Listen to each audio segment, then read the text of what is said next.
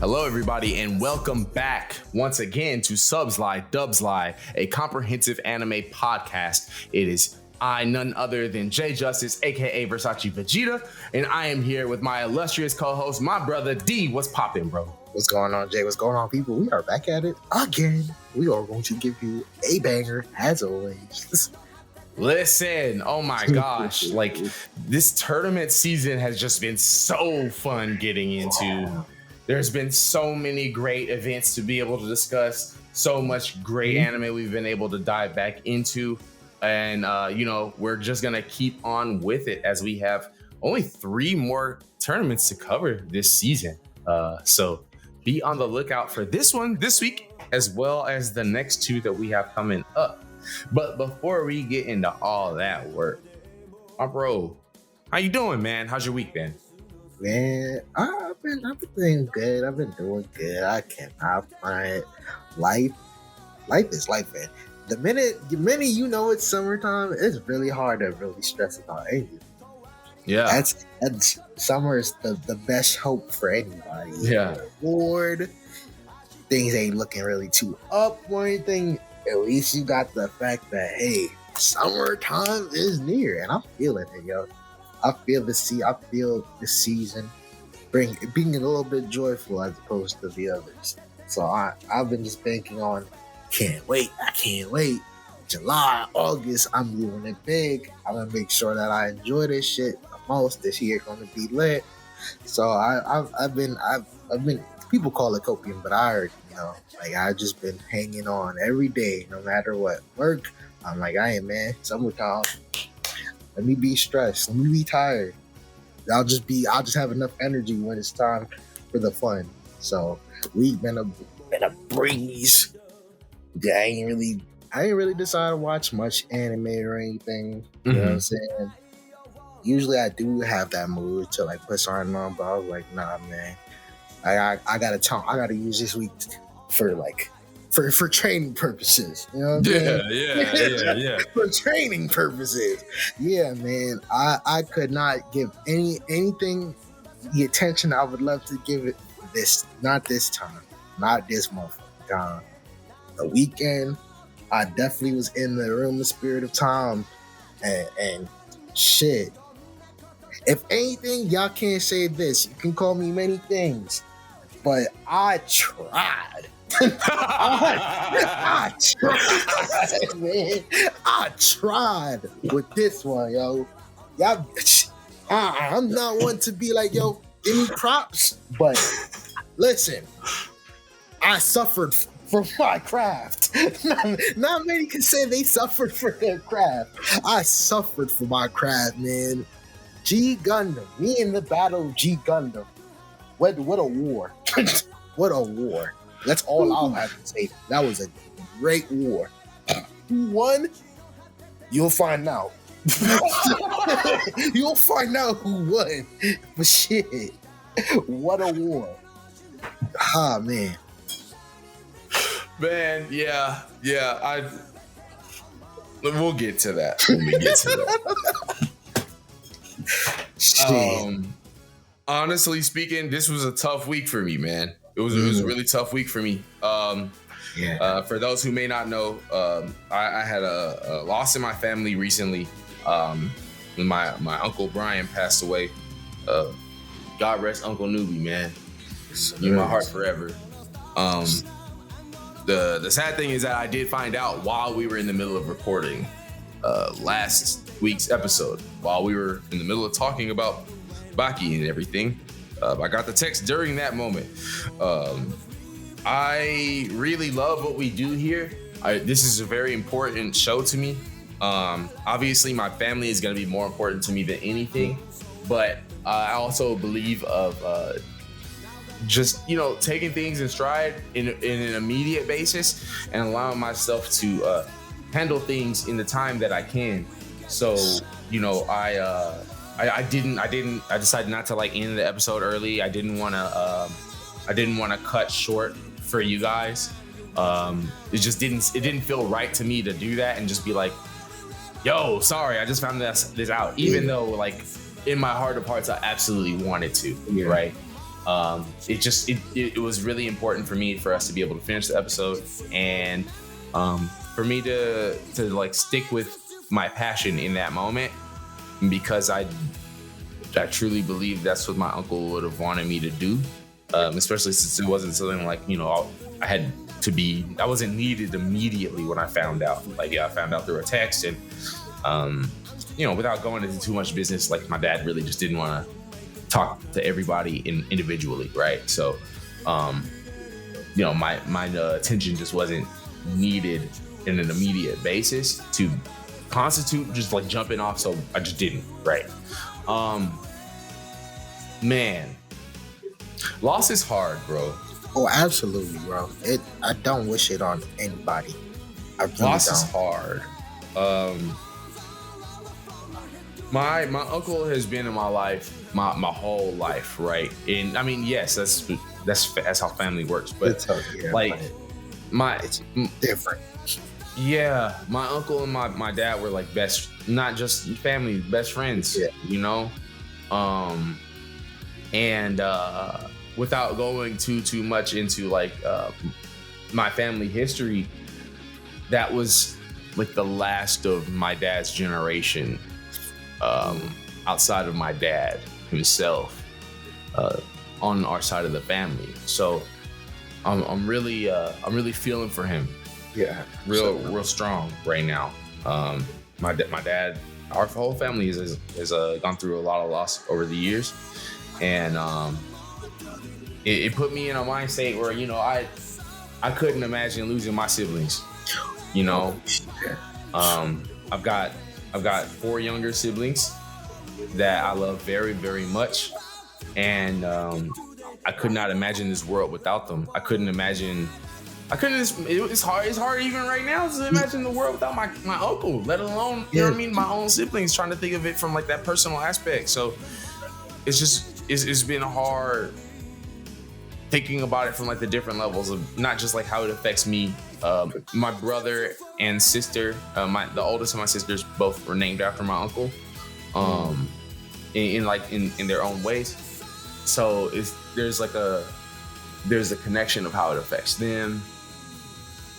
All of that has just been on my mind nonstop. And I won't lie, like the first couple of days, like it was hard for me to even just like want to do anything. I get it completely, because that's a nail. That's a nail in a lot of people's coffins, bro. Yeah. The episode came out last week, and like if y'all follow me on Twitter, you'll see I just said like, "Hey, enjoy it," because like that's all I could say. That's all I could say. Like those are the only words I could get out. I didn't have I just didn't have it in me to really like push it hard. But grief works in different ways, and I do try to remind myself that even if I don't feel like wanting to continue with life is still going, and I do have to be as present in my experience as possible. So thankfully, I have great friends, great family, a great support system. A lot of people came through for me in ways that I never would have thought to ask for or even expect. So I'm feeling better about it now than I was, but it's still tough. It's still something where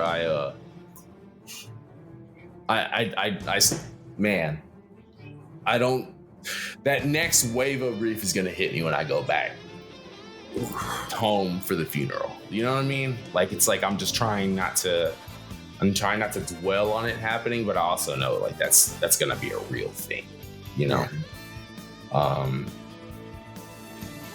So yeah, that was really like the majority of how my week went.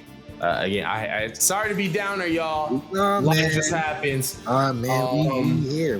This is real life. I'm sorry. And look, I strongly believe my vulnerability is my strength. I don't hide from the issues that affect me, and I don't.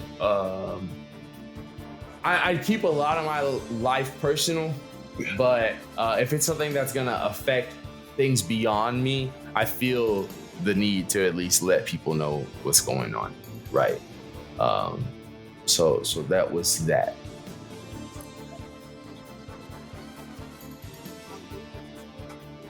Rest in peace to my uncle.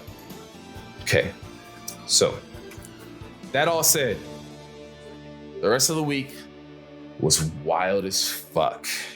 Once we hit Friday, Summer Game Fest came along, and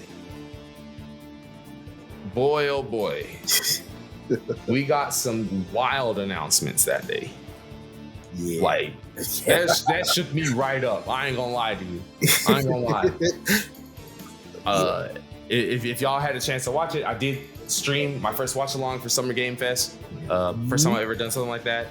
Really was fun. I really appreciate y'all tuning in. That was a big part of my therapy for last week too, to be honest with y'all. But man, let's talk about it. The world felt, man, I'm not gonna lie. When I saw that trailer, we know that we know which one. You don't gotta say too much. Some things you just know, bro. Yeah, you just some know. Things you just know what we're talking about. Dragon Ball Sparking Zero. Oh my god, bro. Oh my gosh, forget just seeing the trailer. Once I saw the release date, life never felt more like my whole life has changed. I never believed that this would ever, like, bro, you gotta understand, we were in a drought in regards to the Sparking / Tenkaichi series. So when I saw that this shit is dropping in October of this year, I was like, huh? Because I thought this was gonna be the Boogeyman for a minute. You know what I mean? For real. Like, I really thought it was gonna be wish list now for like the rest of the year, and then we'd be like, oh, January 2025. Yeah. I'm like, bro, we didn't cover much. We didn't really cover much in regards to like advertising the game or anything. Yeah, we got a couple of like clips. But I'm like, this ain't. I'm like, yeah, this is above. It's not happening this year. You know what I'm saying? I accepted that. Boy, I had to shut up. Man. I had to shut up. I shut up mid-trailer. I was like, huh? What's going on? What's going on? I'm like, they never drop a release. They just gonna be like coming soon. Shut me up completely. October. Bro, I never hopped on my game so fast to pre-order something. Yeah. I pre-ordered an Ultimate Edition, all that. For me, I was like, bro, anything else happening today, there's nothing that can, it gotta be something very drastic for me to even be absent-minded of what happened, because that was like a wave of joy to me, bro. Hell yeah, man. Wave of joy. I mean, we've been getting these trailers for it like about once a month sort of basis for a while, right?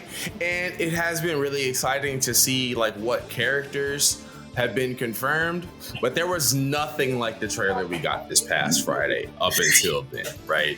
Yes.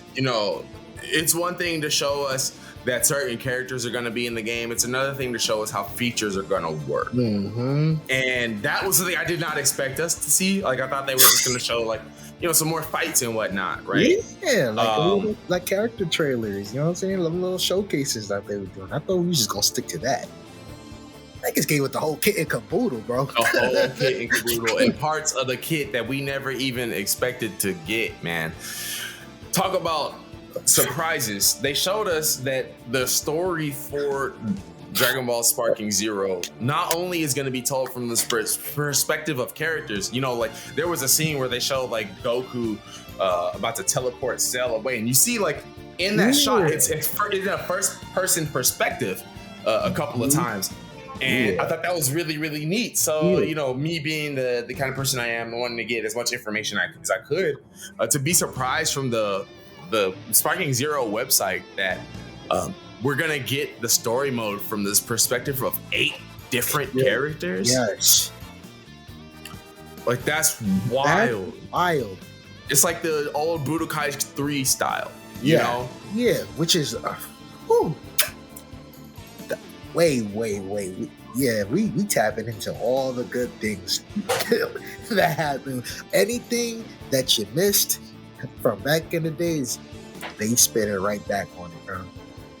Not only that, though, bro. They straight up showed us there's not going to be a separate what if mode this time, like there was in the previous Budokai Tenkaichi games. Yeah. No. Your story mode is going to have moments where before you get into a fight, you get to choose. You know, we saw a preview. Goku was about to go fly to Raditz, and it said, do you want to go with Piccolo or go it alone? And I was like, what? What? I'm like, whoa! Yes. I saw that out. And it's like, I'm absent-minded in it. It really didn't connect with me until you hit me up in the group chat. I was like, wait a minute.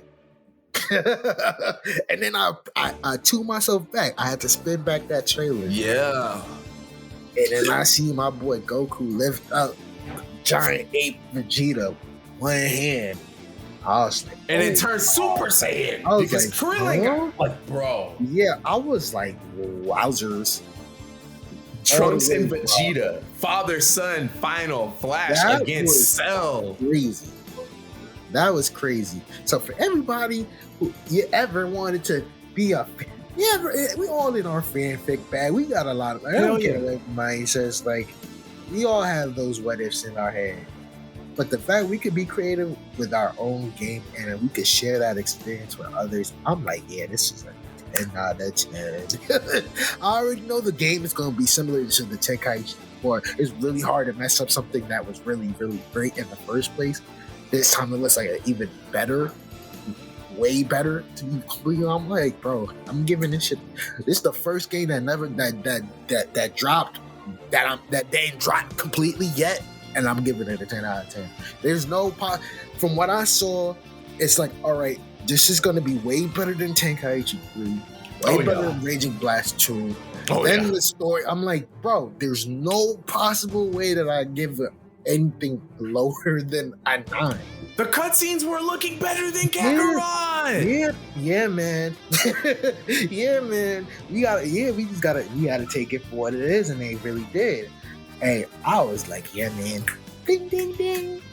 I'm about to be so stupid. I'm gonna be so stupid with them what ifs. It ain't gonna be funny. And I don't even think I'm gonna play the normal story at all. I think when I go into this game, every what if possibility I can choose, I'm choosing. Yeah, we in there. We in there. Bro, I'm just looking at it. Just that what if part is just a nice way to satisfy you as a fan of the series, bro. Because the endless possibilities, not just actually letting the moment happen, but just from a story perspective. Like, okay, if I make Krillin follow me and Krillin dies on Earth, what happens with Gohan and Piccolo? What's that interaction? Because Goku and Piccolo, the reason why Gohan even trained with Piccolo is because Piccolo saw Gohan do what he did to Raditz. So if we doing our own thing complete, I'm like, man, so why are they gonna go to Namek? I mean, if Mr. Popo, Mr. Know-It-All, he gonna say, but it's like everything is different. Everything is different. That's what I'm telling you, bro. Like, there's gonna be. What I really, really was excited about is that there's gonna be so many different options, right? Yeah. In the website itself, it says recreate your favorite battles throughout the Dragon Ball story, or set up your dream story battle with your favorite characters. Share your creations with other fans and experience the battles brought to life by imaginations around the world.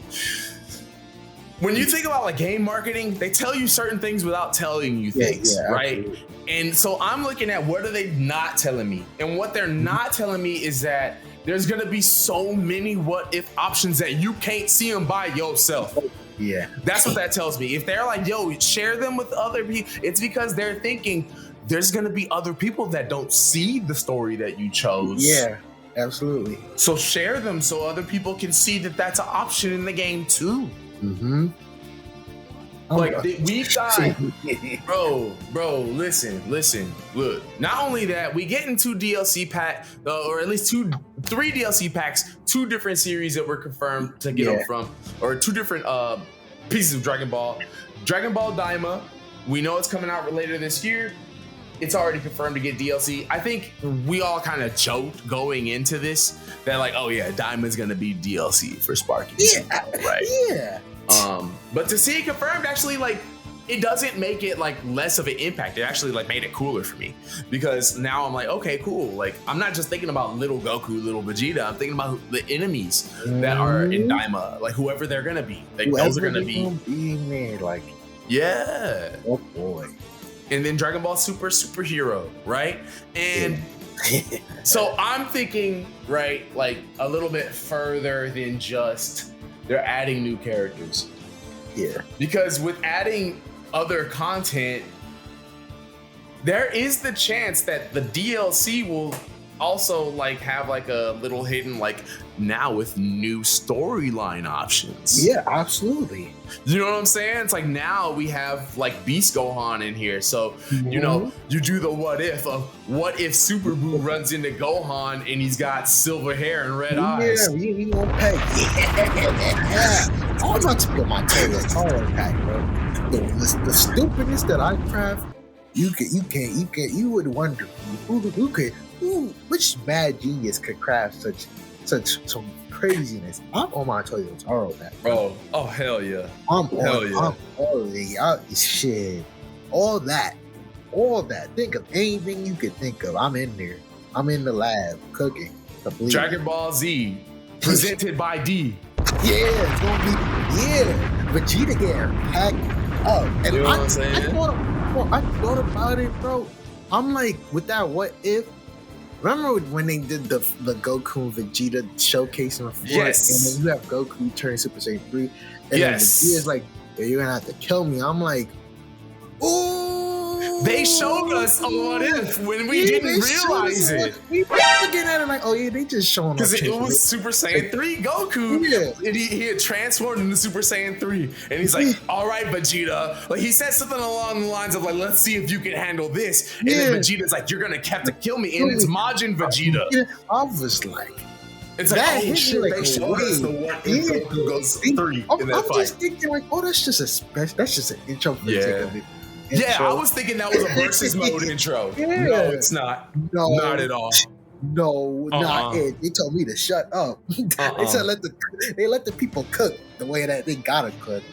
And I'm like, man, this about to be madness. Vegeta, I'm sorry, but you gonna get packed up so many times because of me, dog. Love you though. Love your CTE and what you brought to the series, but bro, you getting packed up for so many reasons.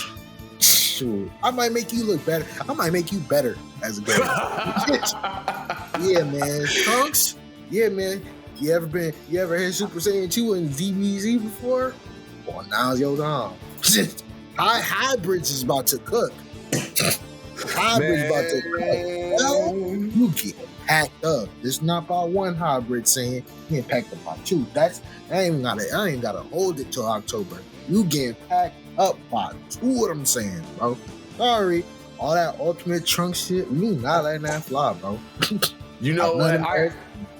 I gotta say something right now, man. With Spark and Zero, Masako X, I'm on your ass. Okay? I'm on your ass, Masako X. I'm about to do 1,000 what if stories better than anything you ever thought of, bitch. Yeah, man. Cause, oh man, what if Goku went to the room of spirit in time when he was 12 years old? You know what? We gonna find out, nigga. We gonna find out. Yeah. You know what? I like that premise. I'm gonna use it. Thanks, buddy. Oh, boy. I'm saying, man. Oh, man. Yeah, I'm about to be ignorant with this, bro. That's the best thing that they could have possibly did. And I'm all for any DLC character that happened in Universe 2. Bring that over here, buddy. Please. Bring that over here. Please. Make Mira, Toa, all that. Demigra, all that. Make a separate what if story mode and then let me cook within that thing. Yeah. I'll be happier than a mother. Give me the route you want me to do and give me the creative route that you'll let me do. I'ma make something crazy. That Vegeta thing, that the DLC that they just dropped, where he looked like what you call it, Ego Vegeta. Bring him over here. The super villain? Yeah. Bring him over here. Bring him over here, bro. Watch what I cook, bro. I'm gonna work with whatever I got. Dog, I'm telling you, man, bro. When you see the damn, what if Goten and Trunks had just bodied the Buu Saga? Me? Listen, bro. Just know this was the kid in me. Yeah. Goten's real hero. You know what I'm saying? Man. Yeah, man. When Goku said it's time for the new era to be the protectors, oh yeah. So yeah, we here. Yeah. Goku, you might be dead. You might stay dead in my story. Dead, bro. You stay dead, bro. Ain't nothing different. All them. Oh, Dragon Ball was supposed to end in the cell, so we'll give you that perspective, man. Yeah, right. Okay, finally you get to see it, nigga. Yeah, you'll get that. We'll just see. Dragon Ball was supposed to stop at Frieza. Oh, yeah. Look, what if I'm about to do? Ain't gonna be shit going on after Frieza, nigga. Yeah, man, you gonna wonder when Super Saiyan Vegeta kills Frieza. Yeah. By all means, man. Yeah, because look, my what if is you gonna have Goku go Super Saiyan in the Saiyan saga? Yeah, and he's gonna go to Planet Namek, get washed by Frieza. Okay, and the one nigga that was telling everybody, no, you have to take this serious. Is gonna turn Super Saiyan himself, nigga. Vegeta's gonna have to pop out and show niggas. You know what I'm saying? Yeah, man, this is your plight, buddy. You got fuck all that. Bardock did that, and no, buddy. All that. I'm getting revenge from my motherfucking pappy, nigga. all that. What you saw during the second Dragon Ball Super, you will get it early. I don't care. I'll give it to you different ways, man. Vegeta was supposed to kill. All right, man. And don't let movie characters be in there either, boy. Man. Oh, Beerus. Watch your neck, man. Watch your neck, man. Don't let me do a what if Turles was on the Frieza you know what I'm saying? Don't let me do that, bro. Yeah, because Turles gonna be a real problem when he show up with Vegeta and Nappa. Yeah, absolutely. When I have Turles betray Vegeta and Nappa, he just pulls out the tree that he ain't never tell nobody before. Yeah, man. It's a movie. All that shoot, you won't have to have Vegeta not even do Nappa dirty, because the Cal Koyama, who the fuck is that? Yeah, all that.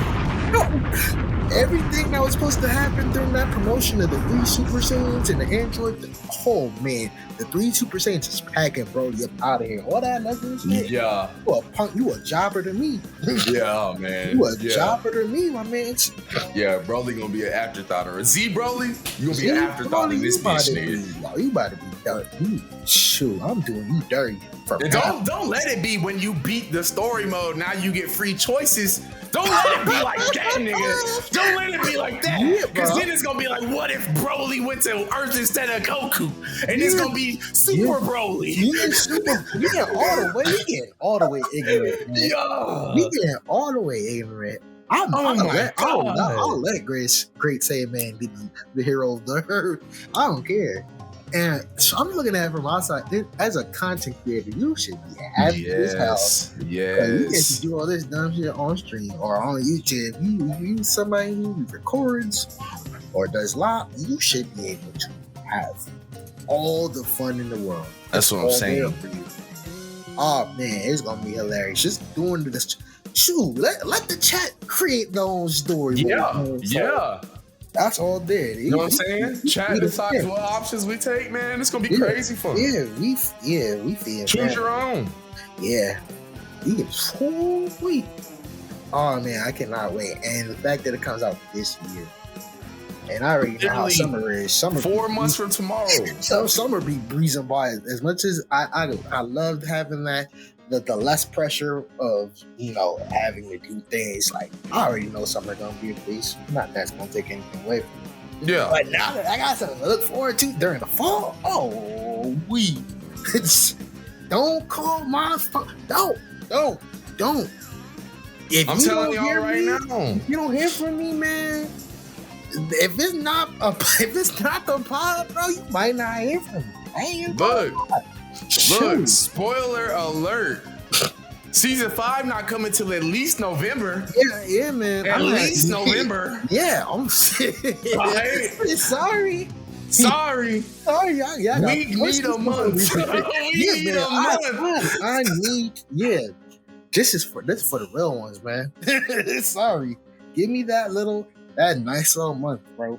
Let me cook via game. Let me cook. And then yeah, sure, y'all can have it. We love you though. But yeah, sorry. This is definitely needed.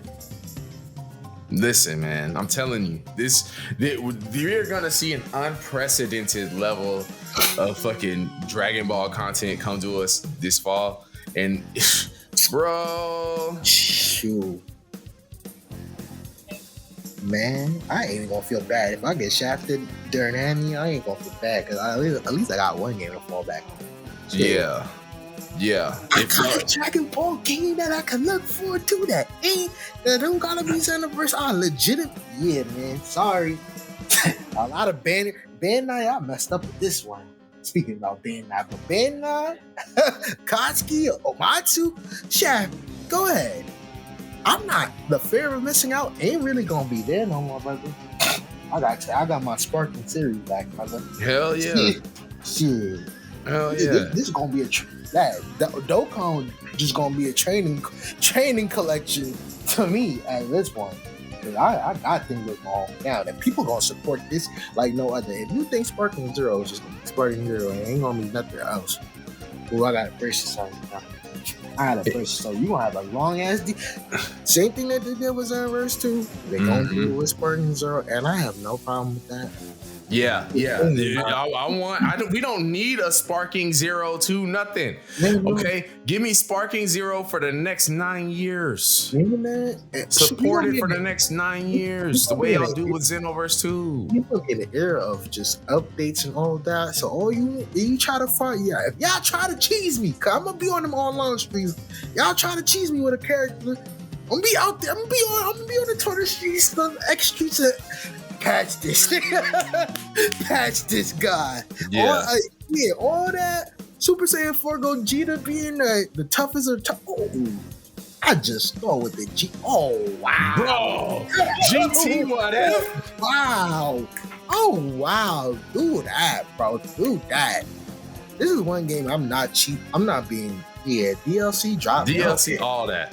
All that. Sorry. I know a lot of people are like anti-DLC, and I get it. Yeah, some people anti-pre-order and everything, you know, and I get it. Yeah, when we're looking at like game industry issues, right?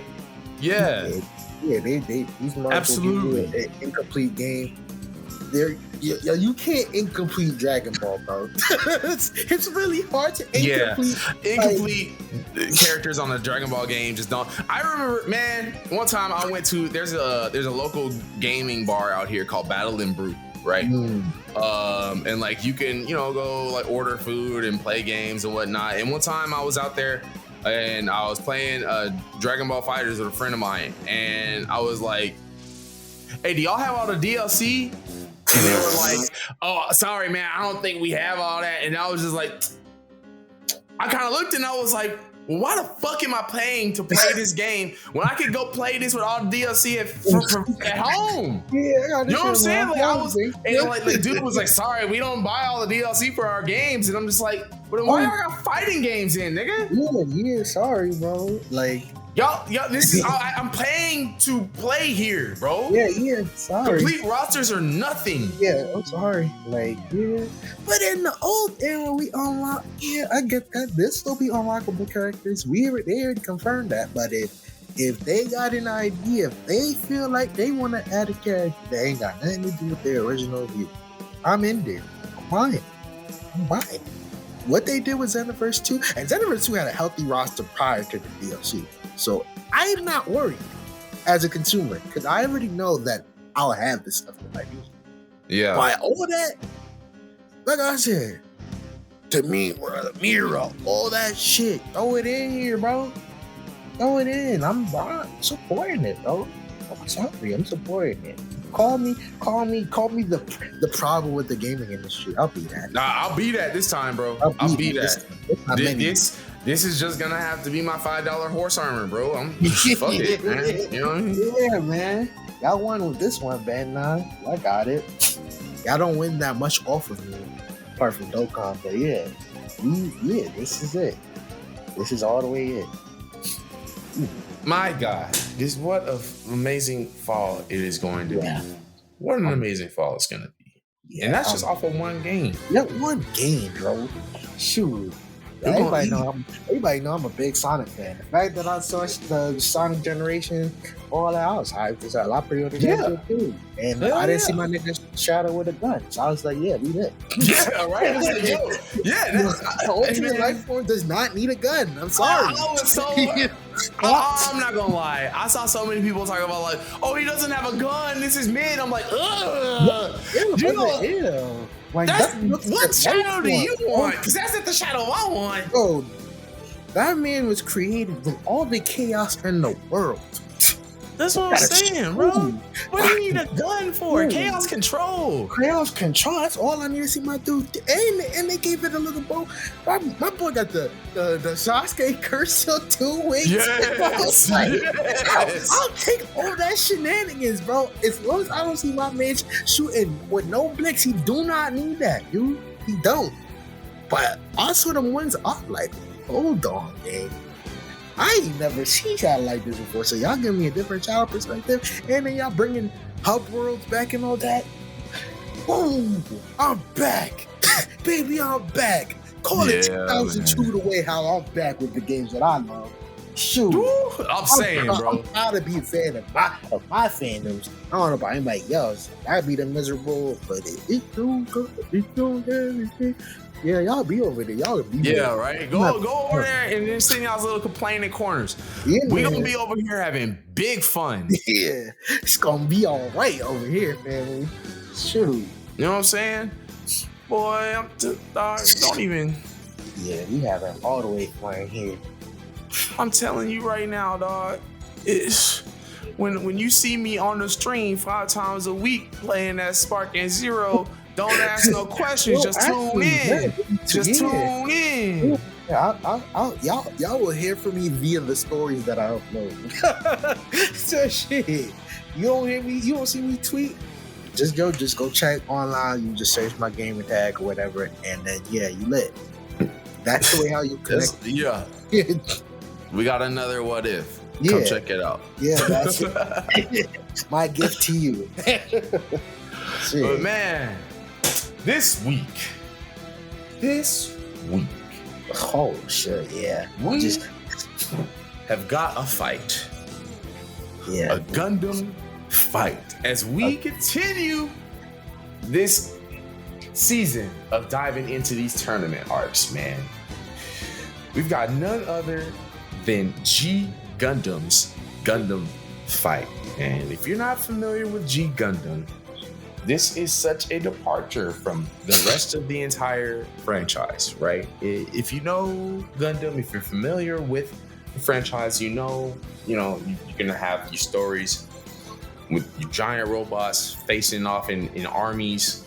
You're gonna have ideologies clashing. You're gonna have stories of how war is just detrimental to society and how it affects anybody from whatever age. Yeah, that's there. That's the charm of the Gundam series. You getting it at different angles, buddy. And I'll tell you what you don't have in G Gundam. All of that. Because you talk about a subversion. Jesus Christ. Y'all took the subversion drug and took it to another level. Oh yeah, big time, man. G Gundam was the first series of the Gundam franchise to ever depart from, what we know Gundam as, what Japanese fans always had known Gundam as from the late 70s all the way through 1994. And we'll be really glad to go a little bit further into more detail into that this week as we cover the Gundam Fight. But, just to sort of give y'all an idea, right? This is a series where it's 1994 and the hottest things out are Dragon Ball Z, Yu Hakusho, Street Fighter, JoJo's Bizarre Adventure. Yeah, right. Oh dear. Shonen is at an amazing peak, the likes of which won't be seen again at that point for another 8 or so years, right? So get yourself in that mindset of like thinking like, yo, like we're taking this a little bit back in the time. We're going 30 years back to 1994, where you just have all that hot-blooded action, because this is a series that is absolutely like just full of that. And for it being a Gundam series, just makes it so different from the rest. Yeah, man. So before we get into the rest of it, I want y'all to tune in after the break as we get into G Gundam's 13th Gundam Fight. Ladies and gentlemen, over the years, Toonami's given you some of the greatest cartoon shows ever made. Now we're proud to present our newest edition, a program about love, honor, sacrifice, revenge, and a whole lot of destruction. Let's get things started. Gundam Fight all set, ready, go! I will get rid of them with my own hands. Your crime shall not go unpunished. You still haven't figured out my true identity. Let's do it. Now, fire! What's happening? They think the planet Earth is nothing more than a playground. Prove your worth to the Shaolin Temple. Totally insane. Take this, my love, my anger, and all of my sorrow. You intend to shoot your own brother? Will never be forgiven.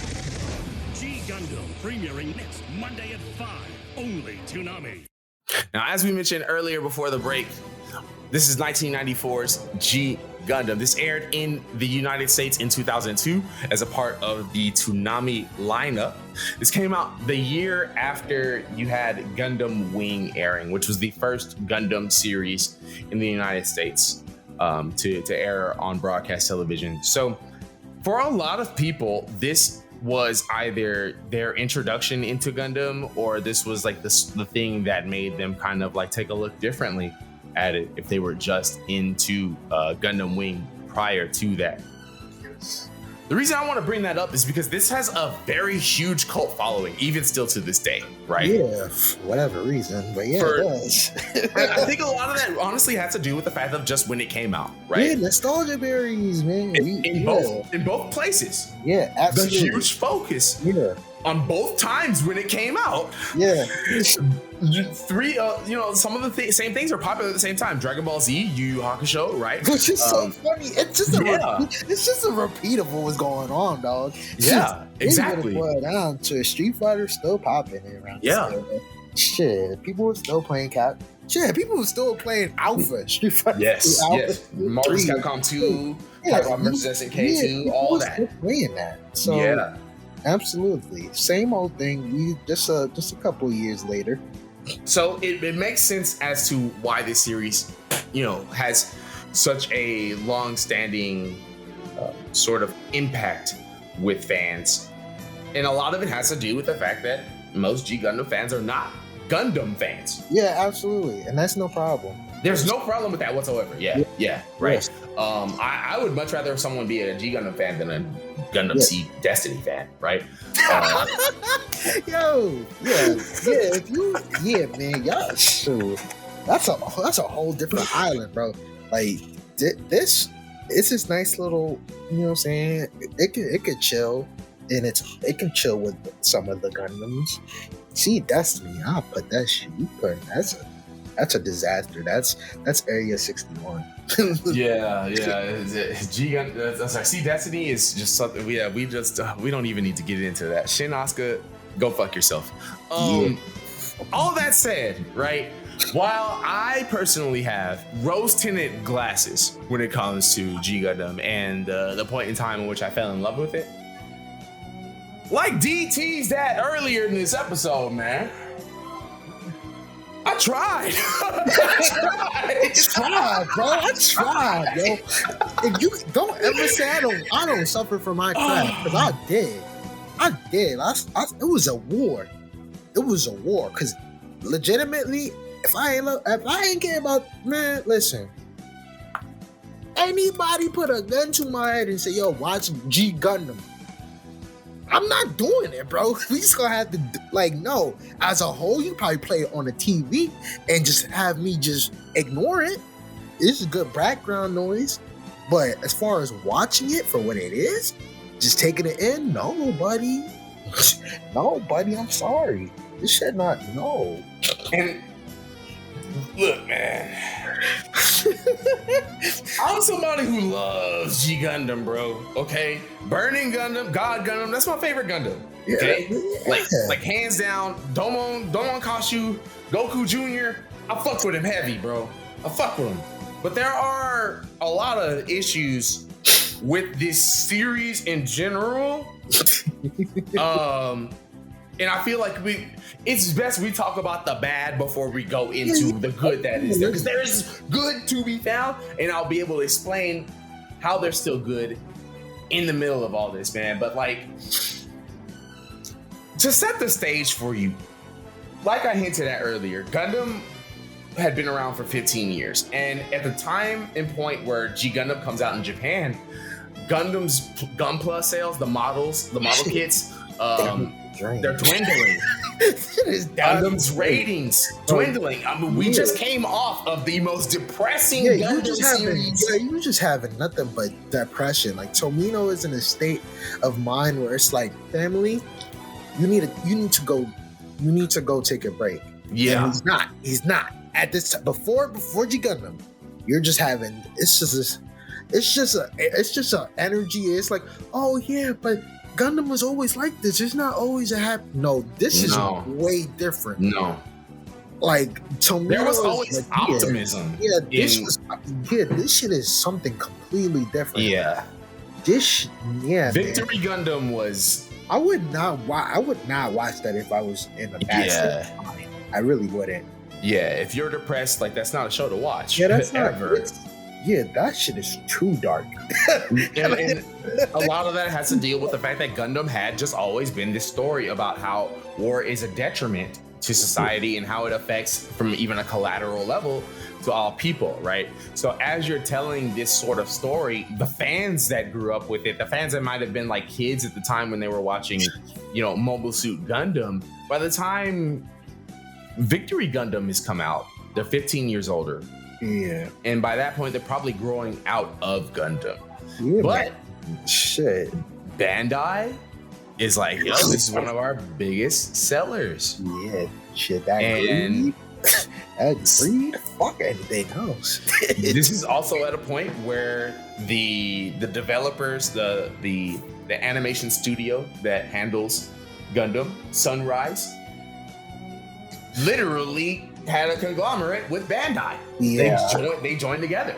There's a reason why all of Sunrise's stuff winds up being toyified. It's because they're half owned by Bandai. Yeah. And at that point, Bandai doing what they love to do. If you're very familiar with shows like Super Sentai or Kamen Rider, you'll know that these shows have different motifs every single year. There's always something different about them. And this is the first time where Bandai decides to take that sort of approach with Gundam, saying, hey, every Gundam in this show is going to be based off of a certain country. Fuck, they shafted a lot of countries. Shit. So yeah, let's talk about that idea in and of itself, right? Like just the entire premise that the tournament aspect for G Gundam is they flip the idea of war on its head, right? Rather than it being you have different countries that are fighting each other for ideological reasons, right? War has basically torn up the earth so much to where humans that are financially able to have left the Earth to go to colonies that are all representative of their home nation. So you have a Neo America, Neo Mexico, Neo Japan, Neo China, Neo Russia, Neo Canada, and so forth and so on, right?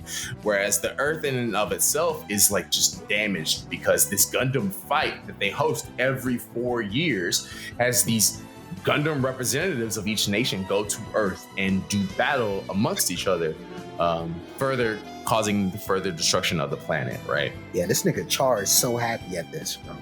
Oh, bro, this is... He did not learn anything from the... Like, man, if Char was in this timeline, he's smiling, bro. This is the future of Char's counterattack's bad end. Yeah. Like, for sure, man. Yeah, Earth, man, at Gravity's way, like, they using this shit as a porta potty, bro.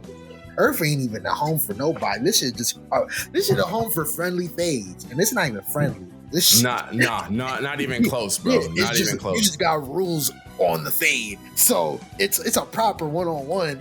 But ain't nothing good come out of this. Ain't nothing good coming out of this. It's two countries going to bat against each other. Ain't nothing nice about this shit.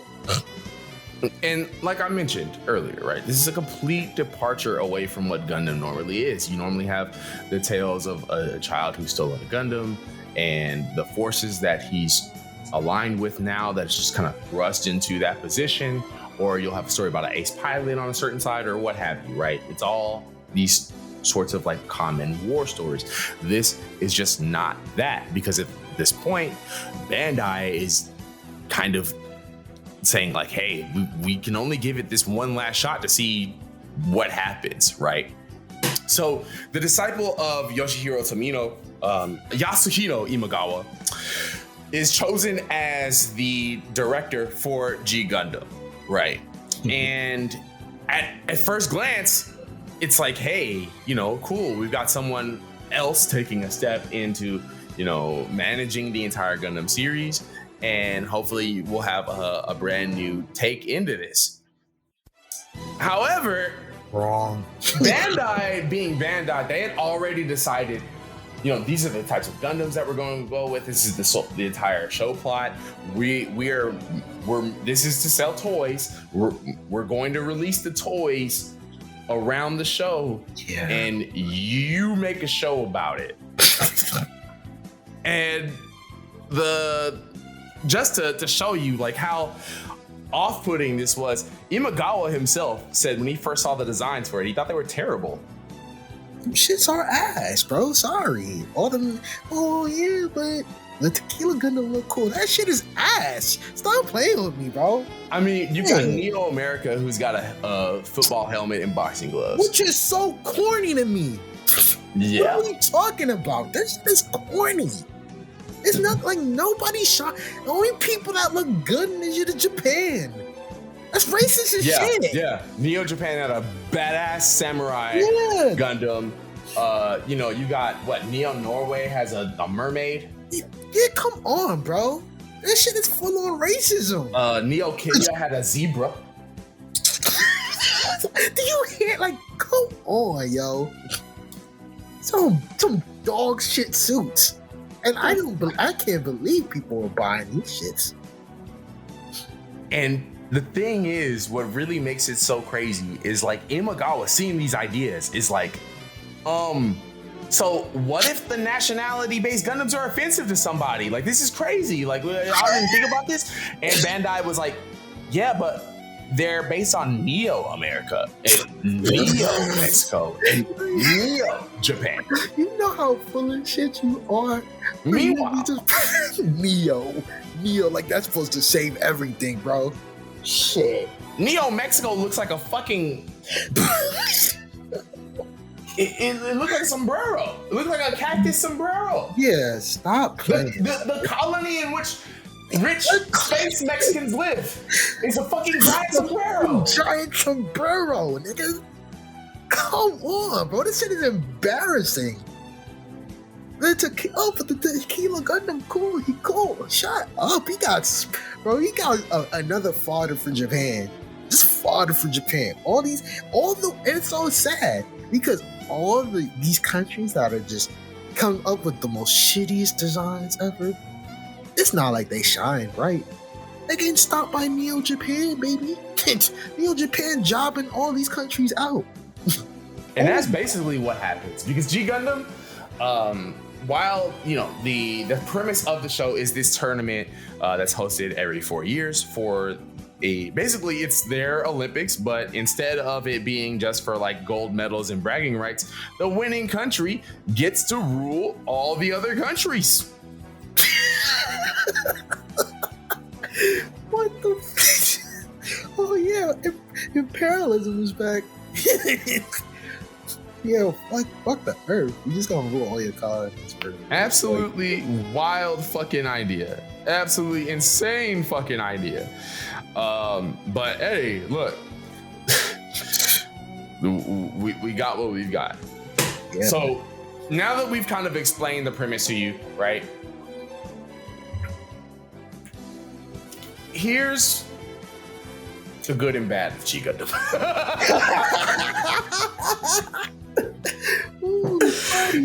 D, first bad. Shit, we want the first bad. You ask me. The fucking characters. I don't give a fuck what anybody says. Domon is a fucking punk. He's annoying as shit. These are unsufferable. That's the problem, bro. You can't have a series that I'm not as interested in and then give me a main character that I want to punch in the face, bro. That's a turn off. That is bad. The country's getting jobbed out to Neo Japan. Neo Japan just having the coolest Gundam ever, and every country just some fodder for Domon, who again is insufferable as shit. That's bad. Racism, bad.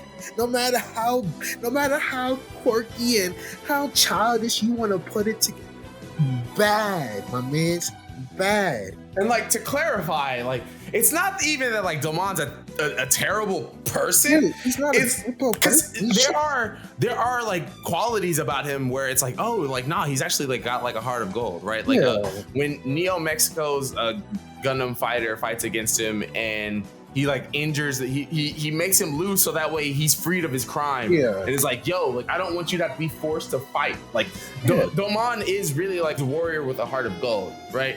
But then you've got moments where Rain Mikamura, the doctor that's working with him, and his would-be girlfriend eventually, that's supporting him throughout the entire series.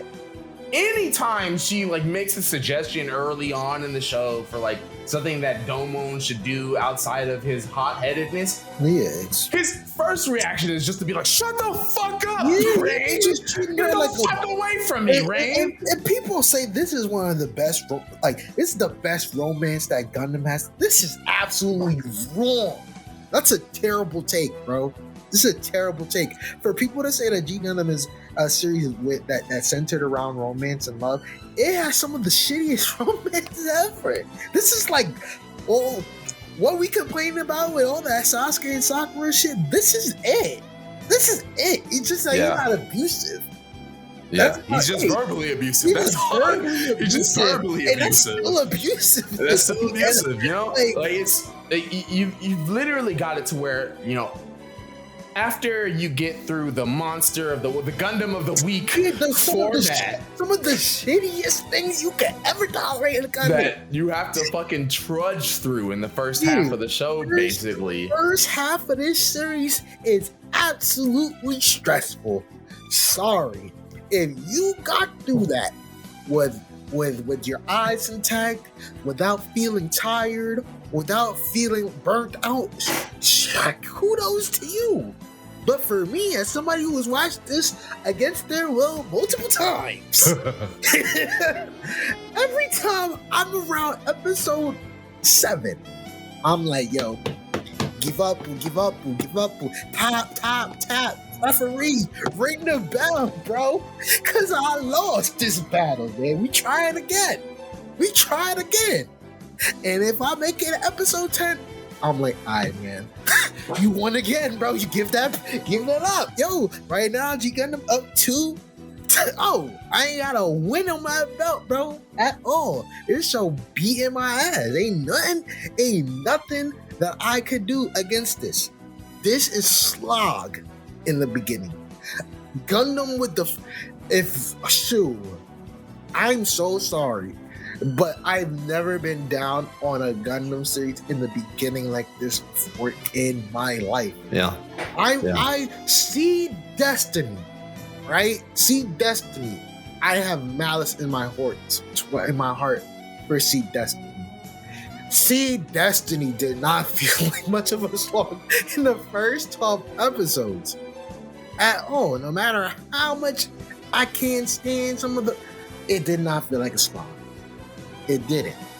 But the thing is, that was a series attempting to follow the Gundam. Damn right.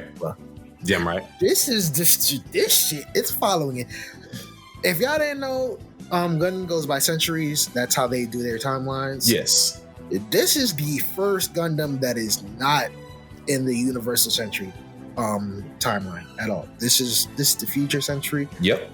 The Future Century, I never want to see this spinned again.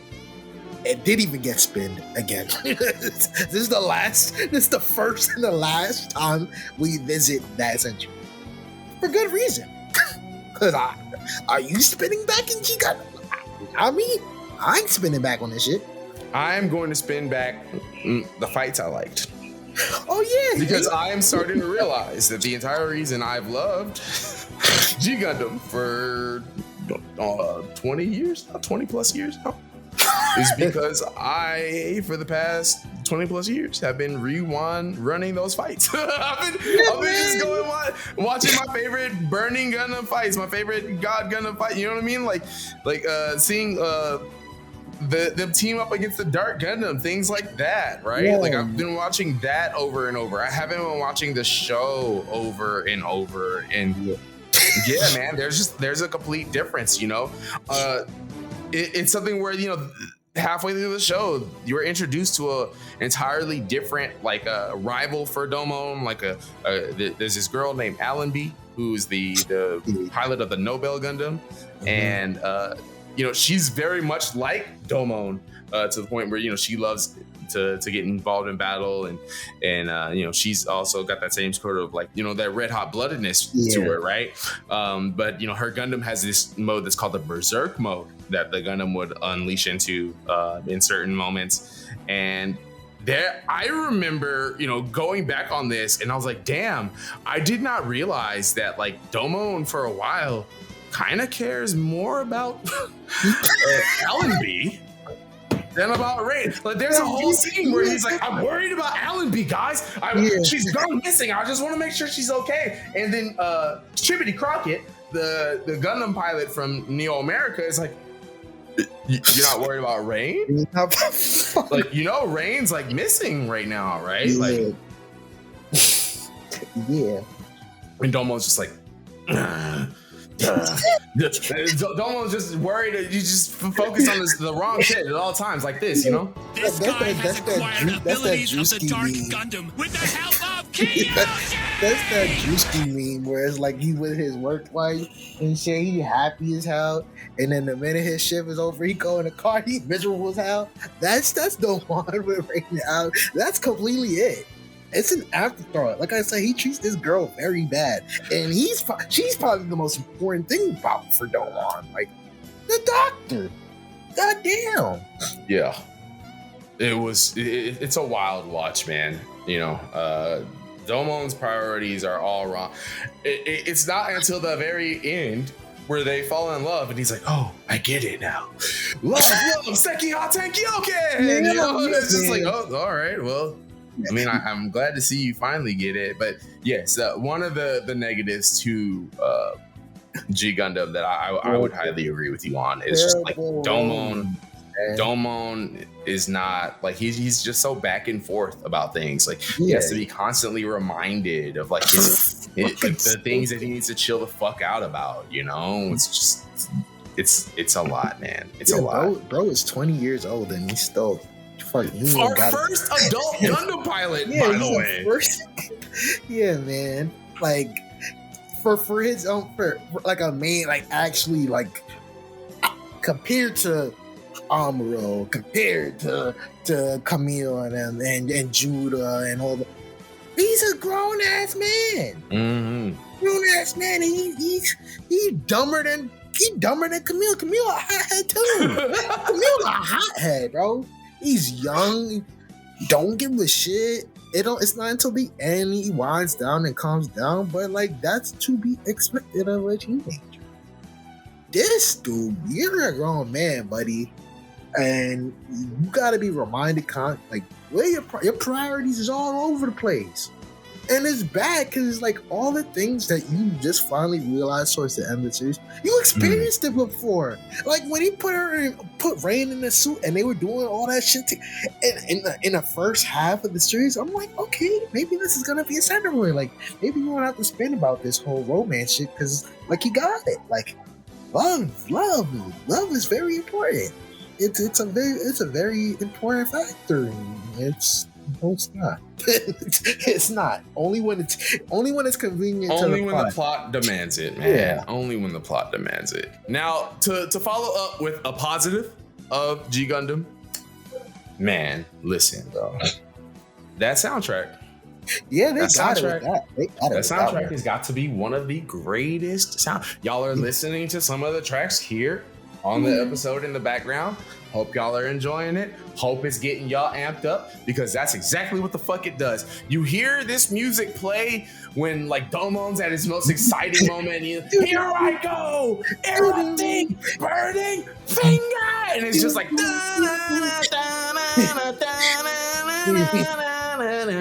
it's just the most fire music. Like they really. And the thing is, there's so many different like iconic like amped up tracks from this show that like I think there's like a wheelhouse of like 5 like common tracks they use throughout the show that are just like ooh, absolutely. Ooh, there you go. This is it, man. I'm like, yeah. This is jobbing time. That whole Hogan moment is time for him.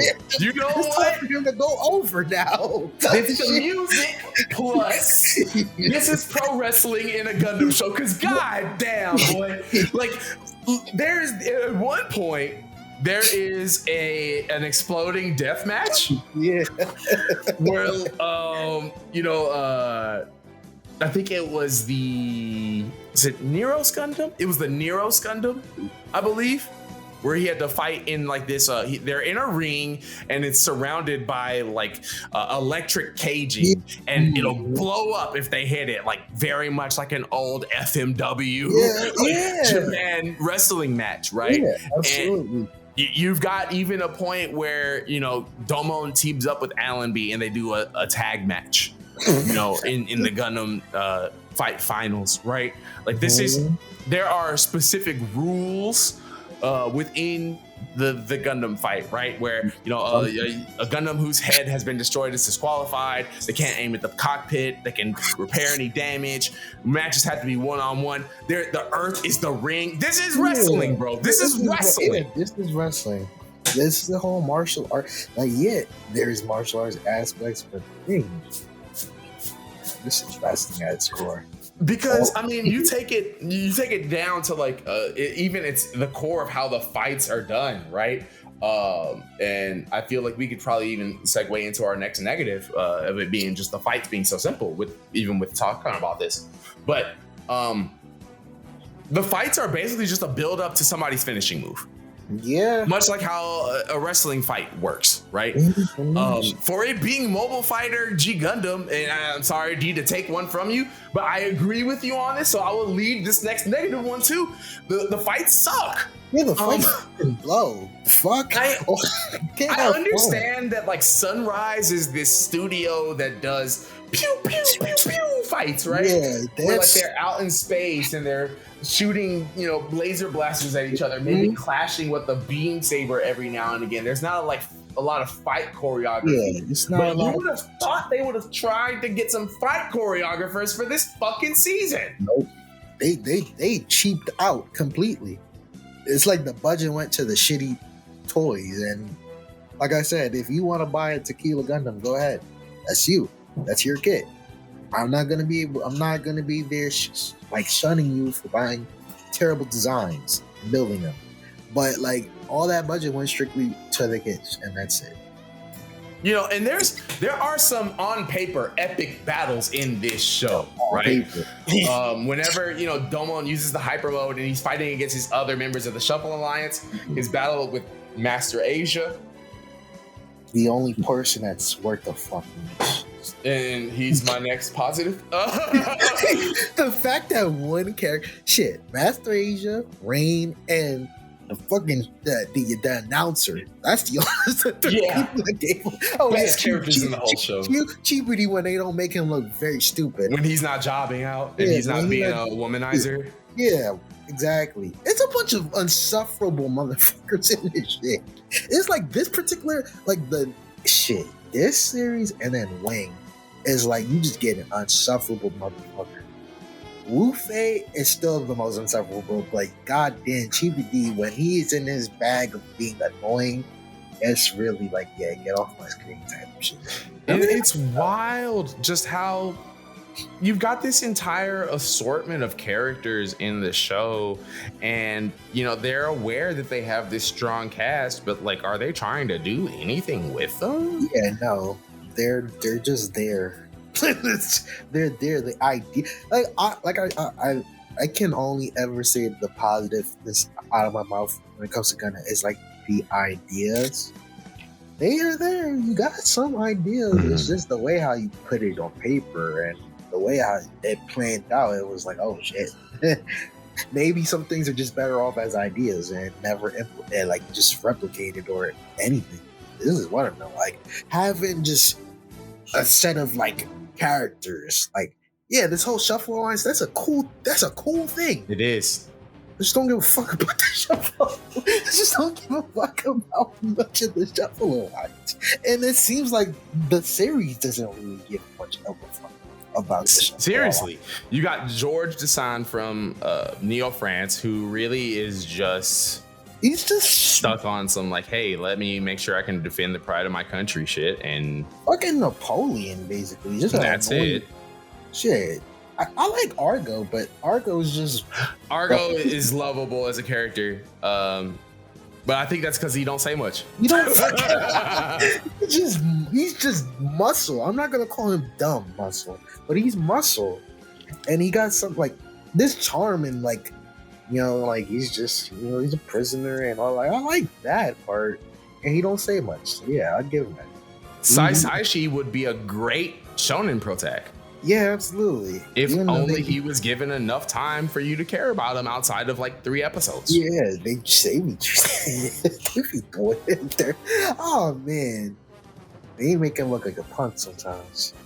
A lot of people are like punks, not named Domon. Yeah, if you're not named Domon, man. Yeah. Or if you're not named Master Asia, because that man right there, you want to talk about like carries the entire gravity for the show, like really makes it to where you feel like, okay, nah, this is kind of worth it. Because he's the only tolerable part. Sorry. Master Asia being the martial arts master for Domon, right? That's his sifu. It's his sensei, you know? That's the guy that he basically, you know, got all of his heroism from, the former King of Hearts in the Gundam Fight, Master Asia himself. And this is when he's introduced in episode 12. Like I felt like that's when the show actually starts, right? Yeah. Even though you've got Domon facing off against the Shuffle Alliance earlier in the show, there's nothing about those characters that makes you think they're gonna come back again. So that whole raid in her former lovers here, nah.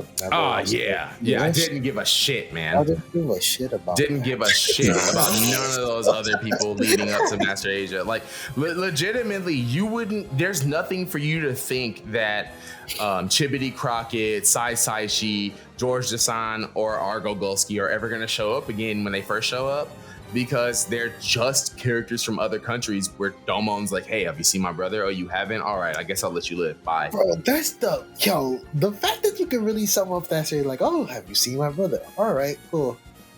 Yeah. That's it. That's, yeah. Choppy was cool. I like the Chopper's going high, getting off for perks, and that was cool or whatever. But no, not enough. Not enough at all, man. Afterthought. But Master Asia really like carries the gravity, man, because it's like this is the show where I will say like some of the heart of this show is that the most insane, ridiculous, nonsensical things happen, and it's just like, no, that's for real, bro. That's like they're not even playing it for a laugh. Like they're like, no, like that's really how this is going, right? Like you've got Domon getting jumped by like, or you got Domon in the first episode dodging and catching bullets. Yeah. You know what I'm saying? Like nobody in Gundam has ever been on that kind of level before. Like we've got like a shonen protag of crazy levels, and to see that his master is somebody who's like this like stern-faced dude, and basically is just like, you know, this character that's like, yes, I'm gonna see to it that the Dark Gundam gets resurrected because I want to do away with the Earth. Ha ha ha ha. But actually, Domon, I only did this because I was sick. Yeah. And I needed to use the Dark Gundam cells in order to keep myself alive. And I needed one last good fight. Like, it's so sickening that I can't help but admire the martial arts, like master versus student story that you have in it. Yeah. Master Asia is Char without mother problems, but with daddy problems. Yeah. Yeah, except he's the dad that's making the problems. Yeah, that's about it. He's just older with some wisdom, but goes about it in the same stupid way that it's like, I'll give you a pass, bro. The way how you move is like, you're very entertaining, but your reasoning, shit, this whole series when it comes to reasoning, it's in the toilet. But like, Master Asia, because you're cool. You're cool, buddy. You're cool. He's my Broly of this series. Like, yo, you might do something like this. All this shit is stupid, but yo, you're cool. I see what you Z Broly fans see. It's like, oh yeah, he does cool stuff. So all the reasons, but see, at least with Master Asia, you don't have to ask what does he do. Like you know what he does. You can see what he does, right? Yeah. He's opposite Z Broly. Where it's like, oh, I see why you're cool. You're just a shitty character. Exactly. That's about it. Martial arts carries I've never realized how much martial arts carries a lot of things. Hell yeah. Cool action can sometimes salvage just shitty plot. Or a decent enough martial arts like story can cover up the fact that you don't have the best action. Yeah, exactly. Master Asia makes you feel like that. Like, if you were to just focus on the Master Asia parts of the series, then you'd probably say that G Gundam has some really great fights. No, it's just that anybody that was the shit. Anybody that was the in the Shuffle Alliance, then they were decent at fighting. That's about it. And Master Asia and Dowan are probably the coolest fighters that absolutely don't do it. I mean, series is just an oxymoron. The coolest things about Master Asia and Domon is just their interactions. You know what I mean? Like, you see Domon become way more humanized when he's like crying and happy to see Master Asia. Their goofy little exchange of, you know, Zeren, Kenneth, you know what I mean? Like the East is burning red. All that shit. Like it's really neat. You know what I mean? The twist about Master Asia, like when I first watched it, I was like, y'all got me with this one. This was really like, I didn't know he was full of shit. I really believed that he was gonna help. But then you realize in hindsight, it's like, yo, this is the only coolest motherfucker in this shit. He gotta be evil. He's gotta be evil. Gotta be evil. Cause nobody's moving like this at all besides him. He gotta be evil. But that I'll give them that. Like, it did surprise me.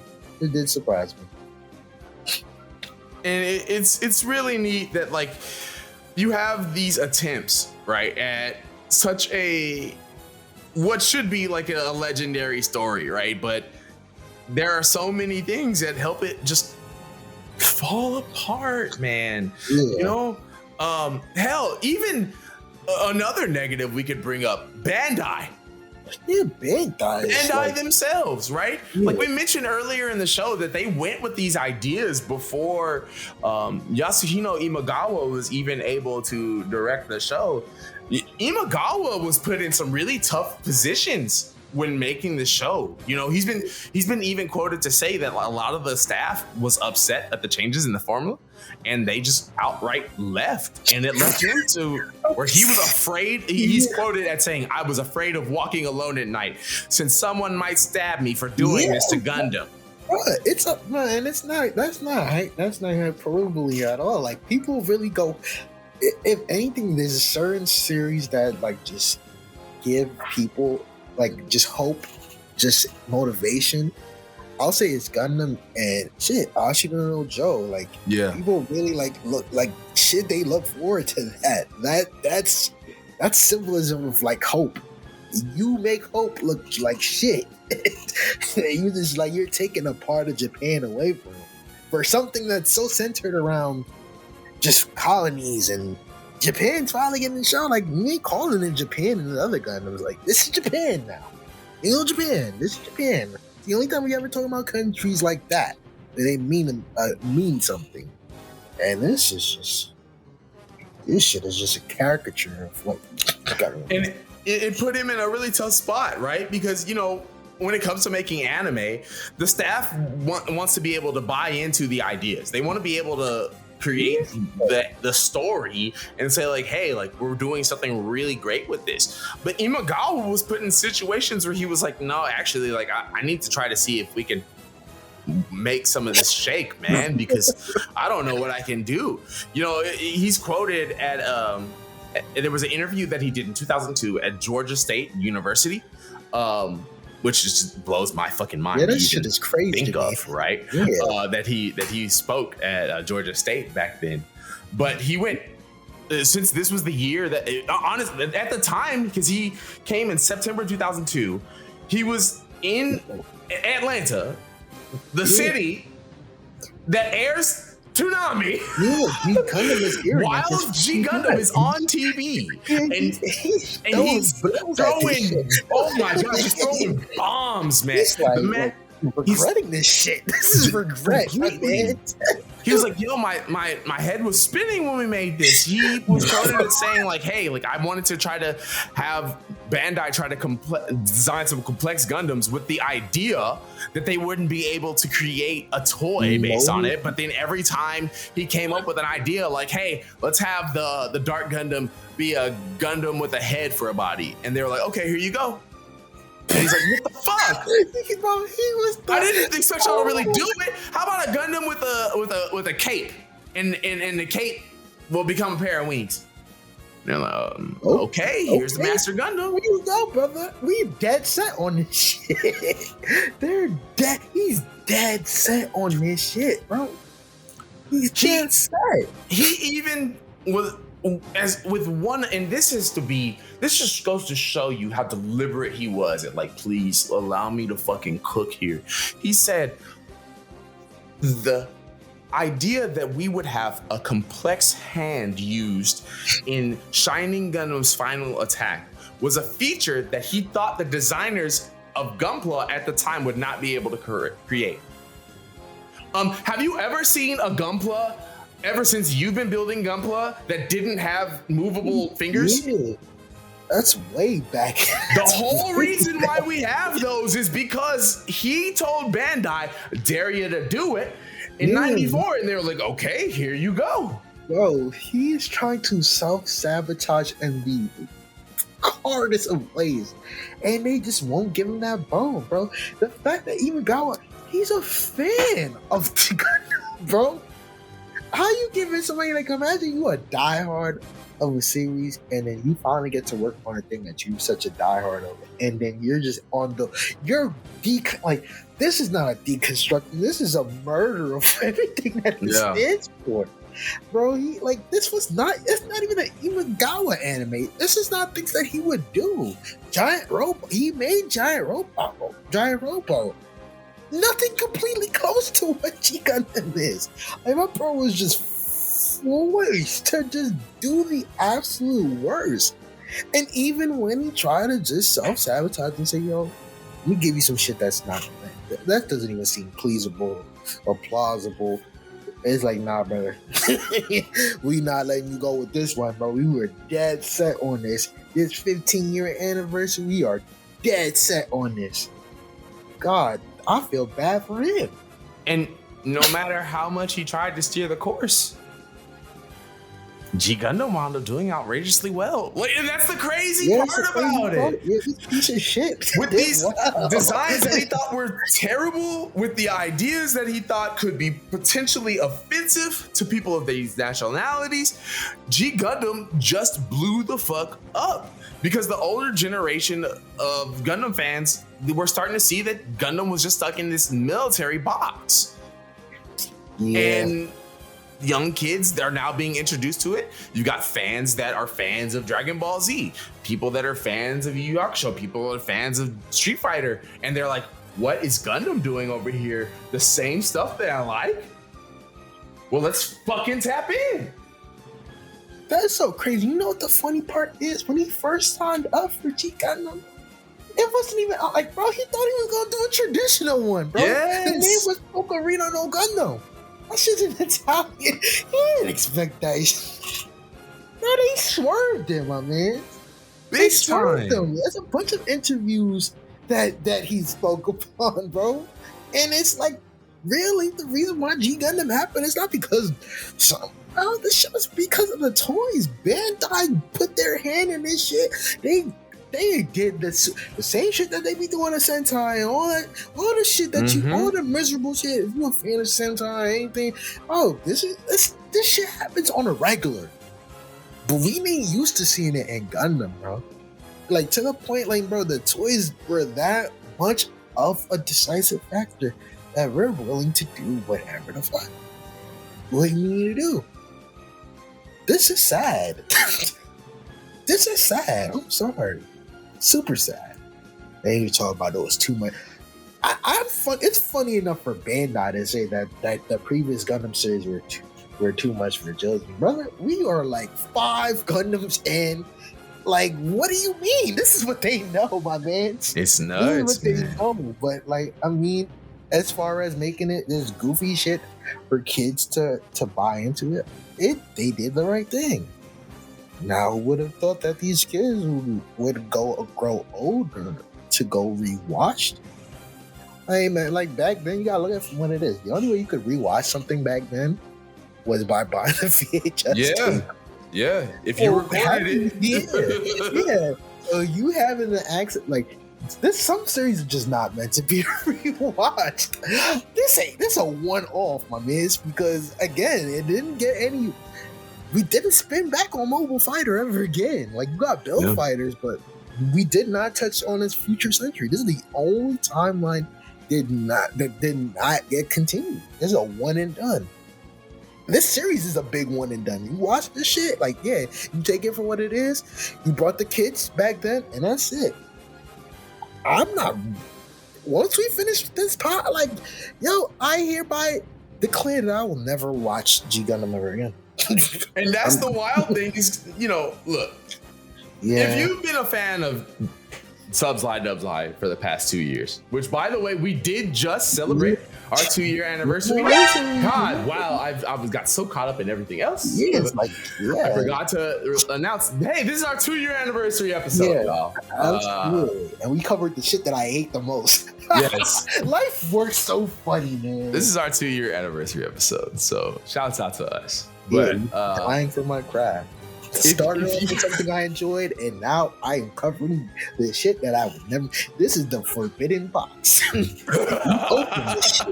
open this piece of shit. But if you listen to us for the past couple of years, something strange has been happening with Subs Lie Dubs Lie that we can't quantify. We can't explain. Every time we decide that we're going to do certain episodes, I need y'all to understand we decide these months in ahead. Okay, like we don't chase any sort of trend. We don't say, oh, this is popping right now, should we talk about it? We just go with what we want to talk about. With that being said, almost every episode, if you go back something related to that topic came out around that time. Yeah. And this is no different. For the 30th anniversary of G Gundam, it was just announced recently that there's going to be a G Gundam Gaiden created by Yasuhiro Imagawa to celebrate that anniversary, right? And there's a side story that's going to be coming out soon. So it's one of those things that goes right back to how everything else happens with the show. It's only perfect that we do talk about it this season, right? Because in terms of how it's immersed in the culture, there's not a stronger time than right now in recent years to be really talking about G Gundam. So I am glad that we are talking about it right now. But I mean, bro, I only brought this up because I loved this show when I was 14, man. Okay. And I didn't love this shit at all. I love this show. I loved this show when I was 14. And I was very adamant in like, hey, when we're talking about tournaments, we should do one that's going to be off the ball. And this is it. Because it's not like regular tournament arcs, right? The tournament don't happen until halfway through the show, and then by the time the tournament does happen, it's forgotten all about because we're focused on the Dark Gundam. Yeah, bro. And the Dark Gundam coming, to try to take over Earth and everything. And then you've got the Gundam Federation that's created at the end to fight against the God Gundam, and suddenly for 2 episodes, this becomes a traditional Gundam series. Yeah. At the worst time ever, when I'm just about done. You're burnt out.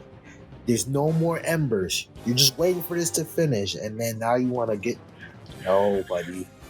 No, you can't Zeta your way in. You can't give me Zeta vibes about evolution. I'm legitimate. Yeah. It's about no.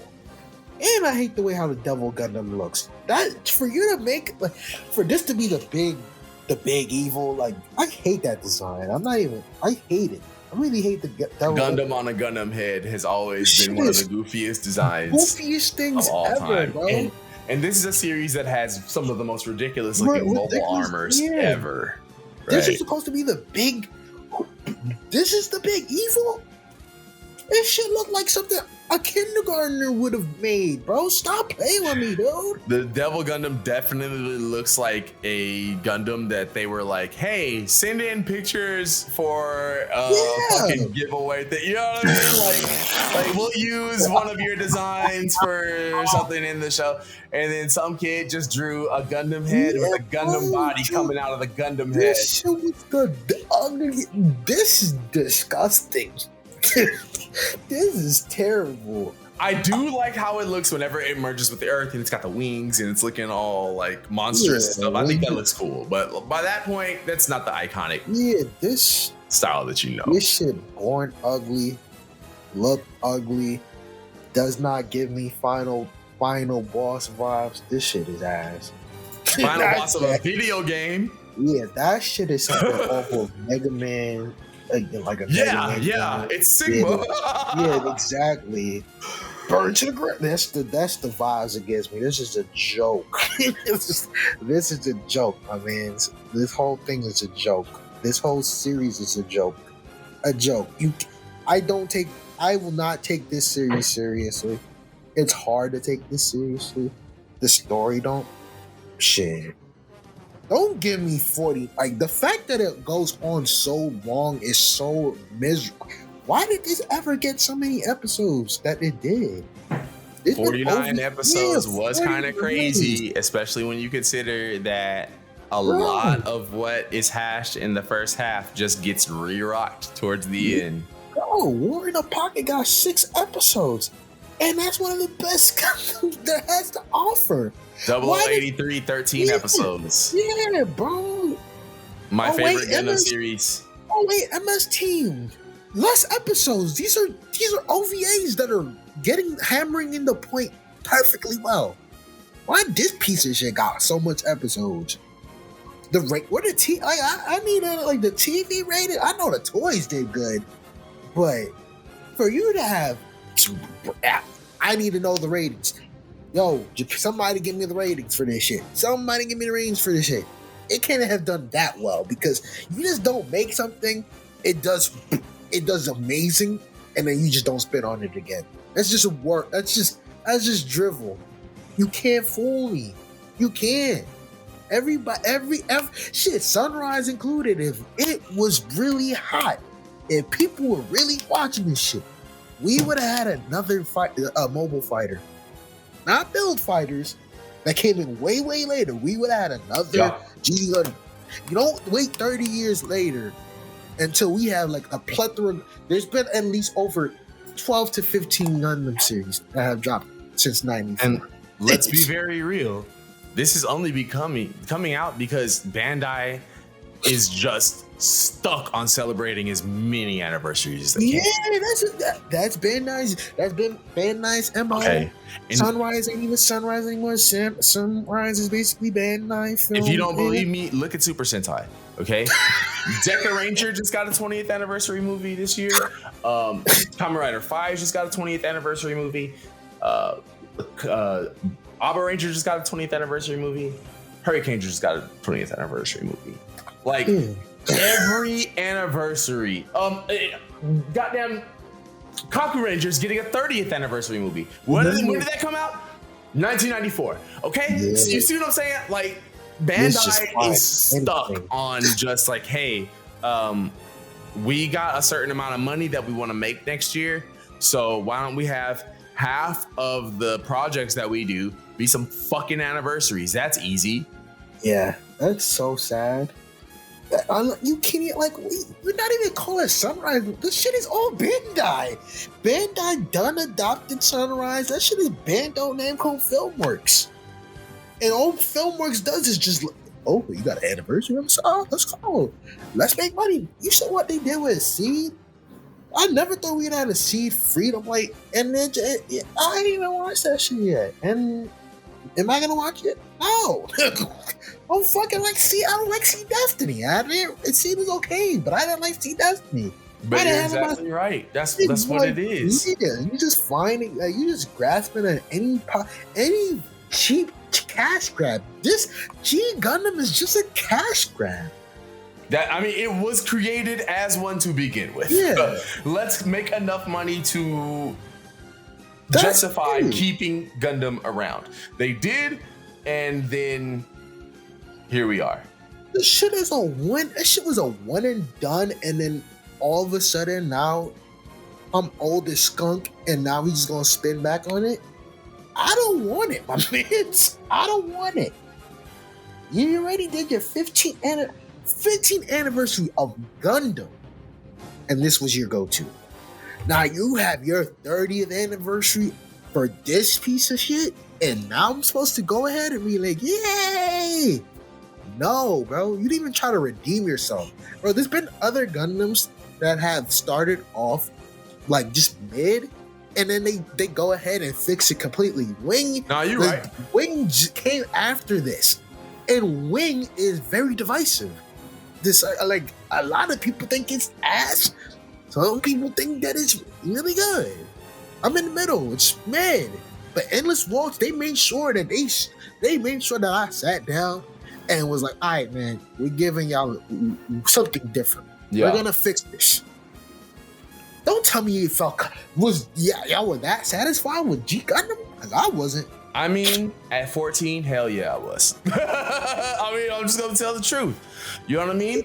Like most of us who love G Gundam, we got into it in our youth, and we fucked with it heavy, you know. And there's nothing wrong with that, but now you giving a love letter to the fans of and like, bro, we all grown, we old as shit. I'm not tuned in for it no more. Like, maybe for those who did not watch G Gundam again after that particular time that they saw it, yeah, you might catch them slack and we're like, bro, I had to watch this piece of shit over. I'm done. My embers are gone, buddy. This side project shit, I'm not tuning in for it. I'm not. I'm done. All that energy I had to even cover that shit was dying. It was at that your HP bar. That shit was at 1%, bro. After 12 episodes, I'm like, ding, ding, ding. Last man standing match, I could not get up, man. I let the 10 count fall. I don't have no HP. There's no stipulation with me where it's like I die or I lose energy and then I come back. I don't have any I don't have a Lazarus crystal. I don't have Bobbity bringing me back. I'm not spinning this shit no more. I'm not Metal Cooler. I'm not spinning this. No, I'm not. This series is a joke. And the worst thing that ever happened is for it to be called a Gundam. And like, yo, the fact that y'all changed it from Mobile Suit to Mobile Fighter, it's still a sin. Don't call this Gundam. It's not no Gundam. It's like, oh, you're not a you don't know how to accept change. Motherfucker, every Gundam starts off like, yes, the premise is about warring, all of that, but not all of them are the same. Fucking the first Gundam is it's not similar to that at all. The plot is different. That's the beauty of Gundam. You have multiple. Everything is different. Everything is different. This shit is so different. This is like, there's a saying that you can't drink every water. Like, not all water is good for you. You drink some water that you've never been used to, you might freaking around and die. This water is so foreign. I would never even take a sip of it. It might pass out. This is poisonous. Damn. This is poisonous, dude. I'm not. No. In that era where we had a bunch of fun shit, like, you had Street Fighter, you had Dragon Ball, no matter what area, you saw this in Japan, you had so much better things to learn. Like, if you wanted some martial arts, you wanted some, shit, you got Yu Yu Hakusho, you got Dragon Ball still there. Shit, Dragon Ball, just around that time when you finished the Cell Saga, they headed into, like, near another world tournament, which again I would prefer that, a brief tournament like that over this shit. Yeah, I'd rather watch Bio Broly second count, or I would rather watch Broly than this shit. That would. Nah, you know that ain't I would. true. I'm dead that ain't true. I'm dead serious. You know you capping. No, I'm dead serious. I'm dead serious. Dead ass. I'm dead ass. I rather would. Only because Broly don't take all them hours to get through. I mean, shit. I at least got characters that I'm interested in. Like, I could tolerate Gohan and Goten and Krillin spinning through it. I could tolerate that. And I'm gonna, like, shit. At least Goku came back and did the family Kamehameha and second coming. I'd rather watch that shit than this shit. Like, there's so much things better than, like, I could just spend my time just doing cool shit. Like, even, like, when it dropped in this thing, like, for its time, Eren going to Tsunami, like, all that fighting shit, all that cool shit that we like, that was cool. But Dragon Ball was airing things on at the same time. And I'm like, yo, action was there. Better action was there. Better action was there in 94, and better action was there in 2002.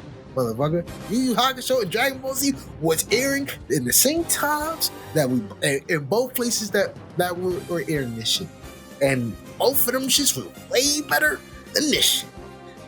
If I wanted a bunch of countries with a bunch of fighters from different countries, I would have watched the Street Fighter 2 movie. That dropped that year, bro.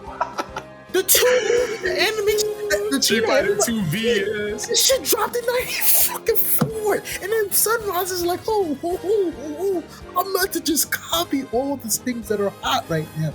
And then you just struggle. You're the worst tournament for this year, bar none. Dark Tournament smokes this shit. All the tournament art and smokes this shit. The incompleted tournament, we don't even have a number for that tournament in the Buu Saga. But that unassigned number, way better than this shit. This tournament is one of the weirdest tournaments. I'm not even gonna say shitty. I'm gonna be nice. Weirdest tournament structure ever. Yes, it is very weird. For a series that's structured around this tournament, the tournament sure feel like an afterthought in this bitch. Sure feel like an afterthought. It is so weird. A lot of that has to do with the fact that these motherfuckers have like 3 different storylines that are all just running congruent to each other, you know? Oh, shit got an identity crisis. It doesn't know what the fuck it wants to be. This shit is like, watch it. This was Power Rangers and with robots, and they're not even fighting in space. They're fighting on the Earth, bro. Gundam's fighting on the Earth feels so weird.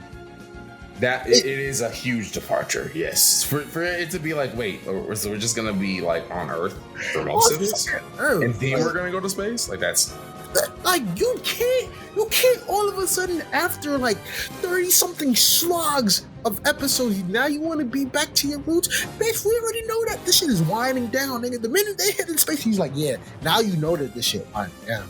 You know that this is coming to an end. Too late, motherfucker. The first half, schlag, wouldn't recommend. 2 out of 10, not watching it. Middle, 5 out of 10, watchable. Towards the end, schlag, burnt out, 3 out of 10. This series is a 3.5 out of 10. And that's me being nice, because the animation's cool, the soundtrack is good. Some of the characters, cool. 3.5 out of 10. Musclehead ass Gundam, this shit... No, you right. Fan fiction ass Gundam. Sorry, Imagawa, you can do better. I know you can do better. I know you were trying to sabotage this shit. This don't feel like Gundam, bro. If I would have made it, I know somebody would have probably popped on you. And you have the right to feel like you was going to get popped on. Shit, somebody should have slapped you for even like, bro, some shit's just not meant to be there. Shit, like years later, he went to go do some work, a little bit of tiny work on Get a Robo Armageddon, which is way better than this piece of shit. But you should have stayed with that, bro. Ask anybody else. You could have asked, yo, do not. Some jobs is just tainted. This one was tainted. This was some shit. You save this for the devil. This is, if there's ever a devil, this was a job decided by the devil. Anybody who was supposed to cover this shit, this was tainted goods. Man, I'm telling you. All money is good money. That's terrible. Shit. There's just so much for you, where he's gonna get stabbed, buddy. You know not all money is good money. This was tainted goods. Tainted. And it's nuts because if you were to make this show a series about any of the 1-3 major ideas by itself, you probably have something. Decent show. Yeah, decent show. You have something. If it sticks to in one of the ideas, yeah, whether it's about the tournament, whether it's about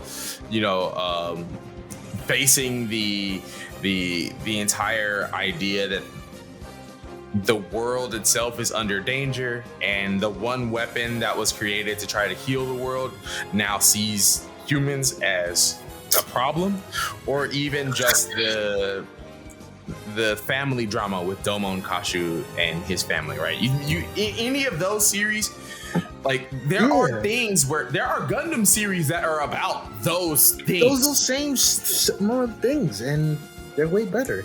If this was a 12 episode thing about any of those ideas, you probably have something.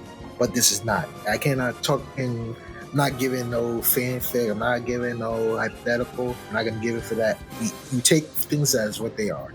This is a bunch of ideas crammed into one series that is just all over the place. I don't give a. There's a lot of things that I just don't give a fuck about. And for a show, like, there's no way you just air television shows for somebody not to care about it. I don't give a fuck about Damon. I don't give a fuck about his brother. I don't give a fuck about the Shuffle Alliance. I don't give a fuck about Rain, although Rain is cool. I don't give a fuck about her. I don't give a fuck about this Gundam fight. There's no... Like, the fact that you have this fight, there's no tension about this tournament. Niggas are just having a fight for the sake of having a fight so you can rule the colony for the colonies for what, 4 years? This is an election term, bitch.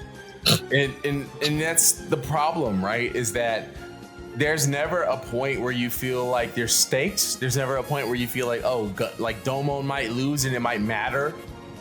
Yeah. If even Domon lost, I'd have cheered because I don't fucking like him.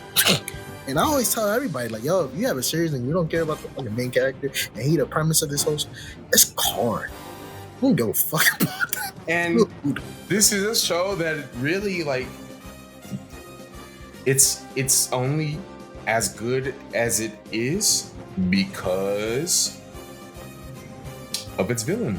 I mean, let's just be very honest about it, you know? Yeah, and he ain't even the main villain. He ain't really the main villain. Niggas already, so they subverted that and hit you with that piece of shit Double Gundam that looked like absolutely dog water. Fucking Ulube at the end. Yeah. Garbage. Trash can. Oh, you don't enjoy fun. Motherfucker, I tolerate so much just meathead, clown shit. I'm a fan of gag manga, all that shit. I love fun. This is boring. Boring. The fights are not even cool for it to be called mobile fight. You should have just called it mobile suit. Mobile slap box. This shit is all of them shits is just 5-minute wrestling matches until all Domon fights feel like Hulk Hogan matches. That's it. That's it. That is Hulk Hogan, bro. He's gonna rage up, drop that finger on your face, brother, and then yeah. Dun, dun, dun. I am a real Japanese nigga. Yeah, like the story premise is like shit. I don't give bro, for you to introduce don't want to try to find out just to find his brother. That's cool. That was cool, but for you to slap this should have just never been a tournament for this shit. Just plain simple. Build Fighters capitalizes on what G Gundam does, and Build Fighters is Build Fighters. That shit is just it. It's on its own country. It's there. It exists for that purpose alone. It's just afterthought. I never would have seen somebody fail a tournament. But the fact that it has it did well toys wise. It's wild that the tournament in and of itself, right? It's not that good.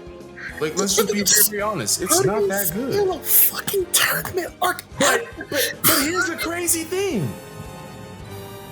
You can't say it's not iconic. Yeah, because it's like there's so many people that fuck with it. There's so many people that really hold it in high regard. The Gundam fandom in and of itself, right? While a lot of people that are traditional Gundam fans will say oh, I don't like it because it's not a traditional Gundam show, right? There's a selection of it in the West where people really like this because this is one of their first entries to Gundam. Yeah, it's not my first entry to Gundam, and if people want to know how it was really viewed back then, this shit alienated a lot of people. Oh yeah, a lot of people did not tune back into Gundam till Seed. I'm dead ass. As much as I clown on Seed Destiny for being shit, Seed was the one to really change the whole perception of Gundam. Gundam was in the turd. The minute this series started, the toys did well, but it definitely alienated a bunch of newer viewers. Seed is so much of an oxymoron that although it might be mediocre, it gave the vibes of the first Mobile Suit Gundam. It is just a reimagining of 079 to modern day at that time period. It is. It legitimately. Who would have thought that going back to your old root would definitely save the series? It saved the series, bro. I'm sorry. There's a big portion of fans that really love G Gundam, but at the time, it was it's just it's poisonous. It's you might enjoy it, but this was not everybody's cup of tea. It was not a cup of tea for all of it. The series image of it, Gundam, I can't bro. Even then, even if you're a Western fan, how you go from this to Wing and then Wing to something, it's just mad. It's just different. It feel like the balance is on everything. Bro, I just love Street Fighter that match, man. My brain was just turned off. Yeah, I'll tell you right now. If this was anything, bro, it was for whatever it was. Even though it's mad weird. For it to be based off of so much, and for it to be that bad, it's that's why I'm super hard on it. Because it's bro, there's a lot of things that you could have copied. And if you were self-admittedly copying this shit, you did a terrible job. You did no homework on this shit. if Imagawa was trying to self-sabotage mid-story, then yeah, you get a 10 out of 10 effort for trying to butcher this shit. This is not it. The only cool thing about it is the sound, the animation, and I like the way how they pilot the fights. No, the suits. That's about it. Fucking wind Gundams that look like windmills. Fucking Egyptian pharaoh. All of that is ass. Ass. All those ideas were really just all over the place. They really were. African Gundam, I smacked the shit out of somebody. Having a zebra represent Kenya was fucking. That's wild racist, bro. I need to talk to the guy who's in charge of that one at Bandai, bro. Deserve to get spit on, bro. This is all of this stuff, like, bro. Even then, like, although it reminds me a lot of Power Rangers, you can just watch Power Rangers. I mean, yeah. Voltron. The 5-guy combo is right there, man. It's you nuts. watch Power Rangers or Voltron. This has a deconstruction of Gundam. A Gundam that, although did well toy wise, it did its damage to the series. Shit, I think Turn 8 is one of the best series that it is. Like, It is. And it doesn't even get much of a talk because by the time it's just there. It's just Gundam is it was just a name. Gundam felt like the same way how Dragon Ball fans treat GT, that's how all the other Gundams felt like after G Gundam. Yeah, that's very true. It was in that stage where it's like, and it's not like yeah, people were burnt out at the time, but for us to come right back and see it happens and see it gets a major resurgence, it's like maybe that burnt, like, oh man, this is a what if. What if we did not air this shit? What if we just took a break? What if we just did a movies based off of the series prior to it? Like, we could have done something, but this was a terrible time. Might enjoy it, but for me, this is a sin. Damn near killed Gundam. 30th anniversary. Don't give a fuck about it. I hope everybody hates it so I can laugh. I would not recommend anybody to rewatch this shit unless you like wasting your time. Rewatch some of your favorite fights, man. That's about all I can recommend, bro. Watch an AMV. That's about it. Yeah. Rewatch your favorite fights. Go look up. Go on YouTube. Look up Burning Gundam. You know what I'm saying? Like, you see some scenes that fuck with you. You know what I mean? Like, cool. Bet. Go watch those fights, man. You know. This is an AMV series. That's about it. You watch this. You watch clips or you watch an AMV about it. That's about it. I mean, look. I ain't spending this shit no more. All the credit in this shit goes to Master Asia, man. For real. Yeah, like, it's something we're even person we care about. Even kids and adult fans were huge fans of Master Asia, which really did lead to a substantial surge in sales during that point in time. G Gundam is known for being the savior of Gundam at that point. For toys. Because. Because the toys don't look. Let's make it for context. This saved the toys. And for you to ever have a wake-up call, if you're a Sentai fan, you're a Gundam fan, the main premise, the main thing, these series at the time were just marketing tools for the toys. And it was very, very, very dire at this time. You got a bunch of silly kits from G Gundam, and that at the time gave hope for Bandai because they made a big bag, and that's about it. The series-wise, this shit probably did terrible. The ratings probably did ass.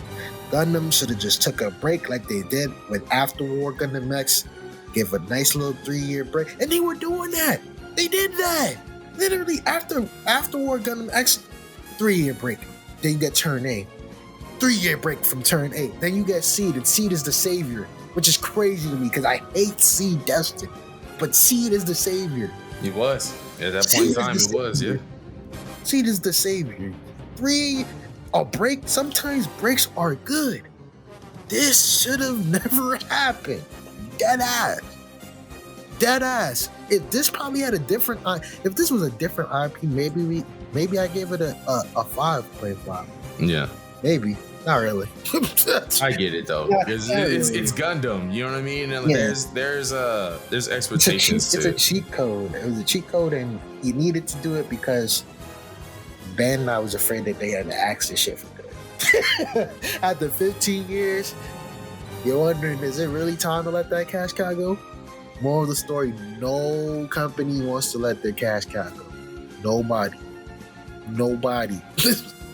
This shit, nobody. Toys, merchandise rules supreme, my man. Yeah. This, all them Pokemon anime, oh, this shit is whack, oh, this shit is garbage. Nigga, Pokemon laughing to the bank. They didn't give a shit. The merch was moving. Gundam merch is moving.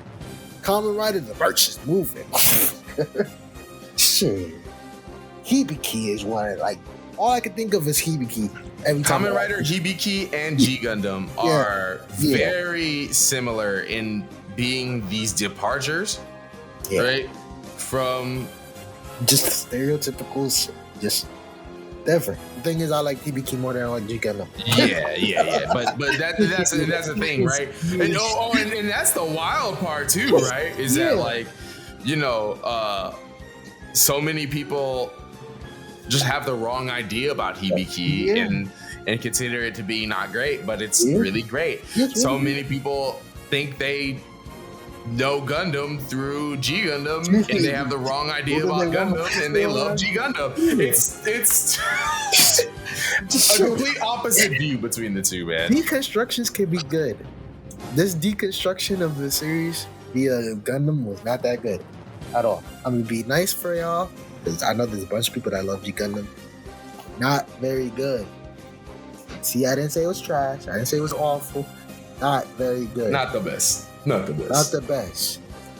It didn't hit my 5 out of 10. 5 out of 10 means watchable. It was a 3.5, so it was almost close. If they would have cleaned up a couple of things, it would have got watchable. But they didn't. Sorry.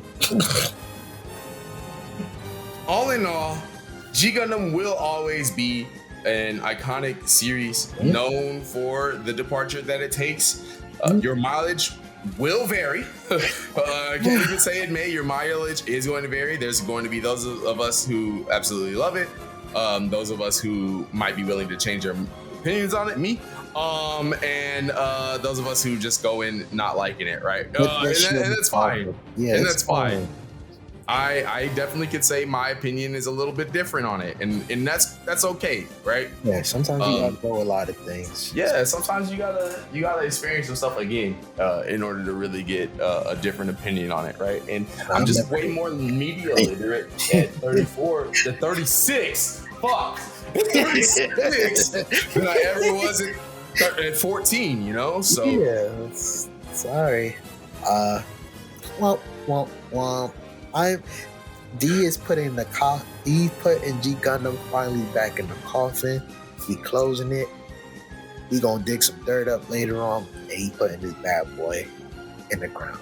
He ain't never covering it again. I don't give a shit if G Gundam breaks world records with its side of story guided bullshit. I'm not bringing this motherfucker back. We don't got Dragon Balls. Not resurrecting nobody back.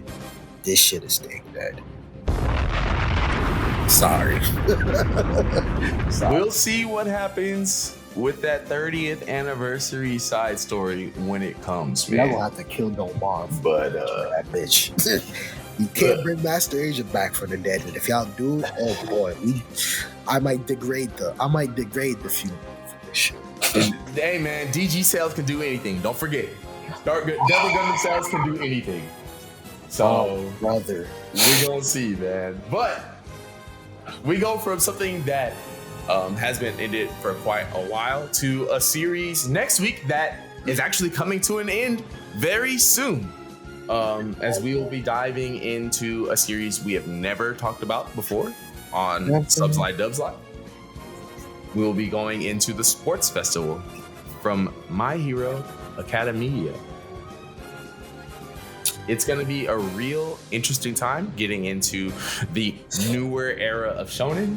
This is probably one of the newest anime that we've discussed on the show thus far. So I'm really, really hyped to get into that and see what it brings in terms of a tournament arc, because while it is pretty similar to the Chunin exams, and I do feel like it is within like that sort of vein of paying homage to it, it does some things differently, and we'll be glad to talk about that next week. Ooh, well, yeah, My Hero. Can't wait. Something new. I could finally put the old stuff in the coffin. Oh, G Gundam, I must smoke this G Gundam pack the minute we close out. This boy's got the G Gundam blunt roll. I've been the whole episode of this pod. I just been taking my time making sure this bitch pearled up. This one going hit. This is finally some of the finest mid you ever seen. But we gonna make it work, man. Hey, man, you might want to have to pass on that on to me too. I might have to smoke on that G Gundam pack a little bit on this. The burning finger, G Gundam, you can take this burning finger and go back to where you came from. Never come free, freedom with the air. What that boy said, freedom. Freedom, I'm free. I ain't never got to talk about this ever again. Unless somehow we talk about Gundam. Somehow we'll wind up talking about Gundam. It ain't gonna be G Gundam, but we will definitely. Yeah. If we ever couldn't cover Gundam series, we just gonna have to. I'm redirecting y'all right back to this shit. It's so crazy that this whole tournament arc is this is the entirety of Gundams, of G Gundam. So if we were ever in the future to cover Gundam, sorry, you just gonna have to shit. You get a remaster version of this episode. We might put some super sound effects and shit. That's about it, bro. Yeah, that's about it, man. You gonna Blu-ray this fucking episode, and that's about it. But yeah, rest in peace to G Gundam. Never liked you, never will. So the subs, I don't give a shit if the sub lot or the dub lot got this piece of shit. Ain't nothing that was saving grace. If anything, some people are very fond of the dub for this. Dub was really cool. The dub was good. Ocean Group did one here, man. Yeah, they did one. Ocean tried its best to salvage shit, and they made it crap. It's not shit. It was crap. This was crap. Bye, you piece of crap. I never liked you. Never have. Never will. Don't get mad at me. I'm not the one that... Listen, you can enjoy this series all you want. I'm not judging you for it, because we all like piece of shit series. I'm a fan of some of the most dog shit you can possibly... We'll never talk about it. Not that I'm disappointed or hate it, but shit, it's there. We've done all the talks. Done all the G Gundam, we done in them talks. Don't want, you could take this shining finger, show it somewhere else. We done in the G Gundam talks. Sorry. Anastasia, you ain't not enough, my nigga. They could have made 5. They should have made 5 reviews, nigga. Right? Then we'd have a damn honest series right there, man. Kyoji, you piece of shit. I ain't never cared about you. Shit. A scientist and fuck the nigga Master Asia got the illness that Itachi got, unexplainable and all this. Fuck shit. Fuck that. Fuck G. But man, look. Until next time, as y'all always know, subs lie, dubs lie. We don't, never have. Show didn't this week. Yeah, we definitely did. And Bandai, if anything, Bandai lied the most. Bandai, and I can't even call you Sunrise no way. I think this is just out. Bandai in its whole entirety lied talking about fucking 30-year anniversary. Now we spending back on garbage. Shit, y'all could keep that to yourself. Seed Freedom probably did a lot of numbers, and Seed, at least Seed had something going on for itself. This don't. Y'all catch us next time, man. Be easy. We out here. Y'all, peace. Fuck you, G Gundam.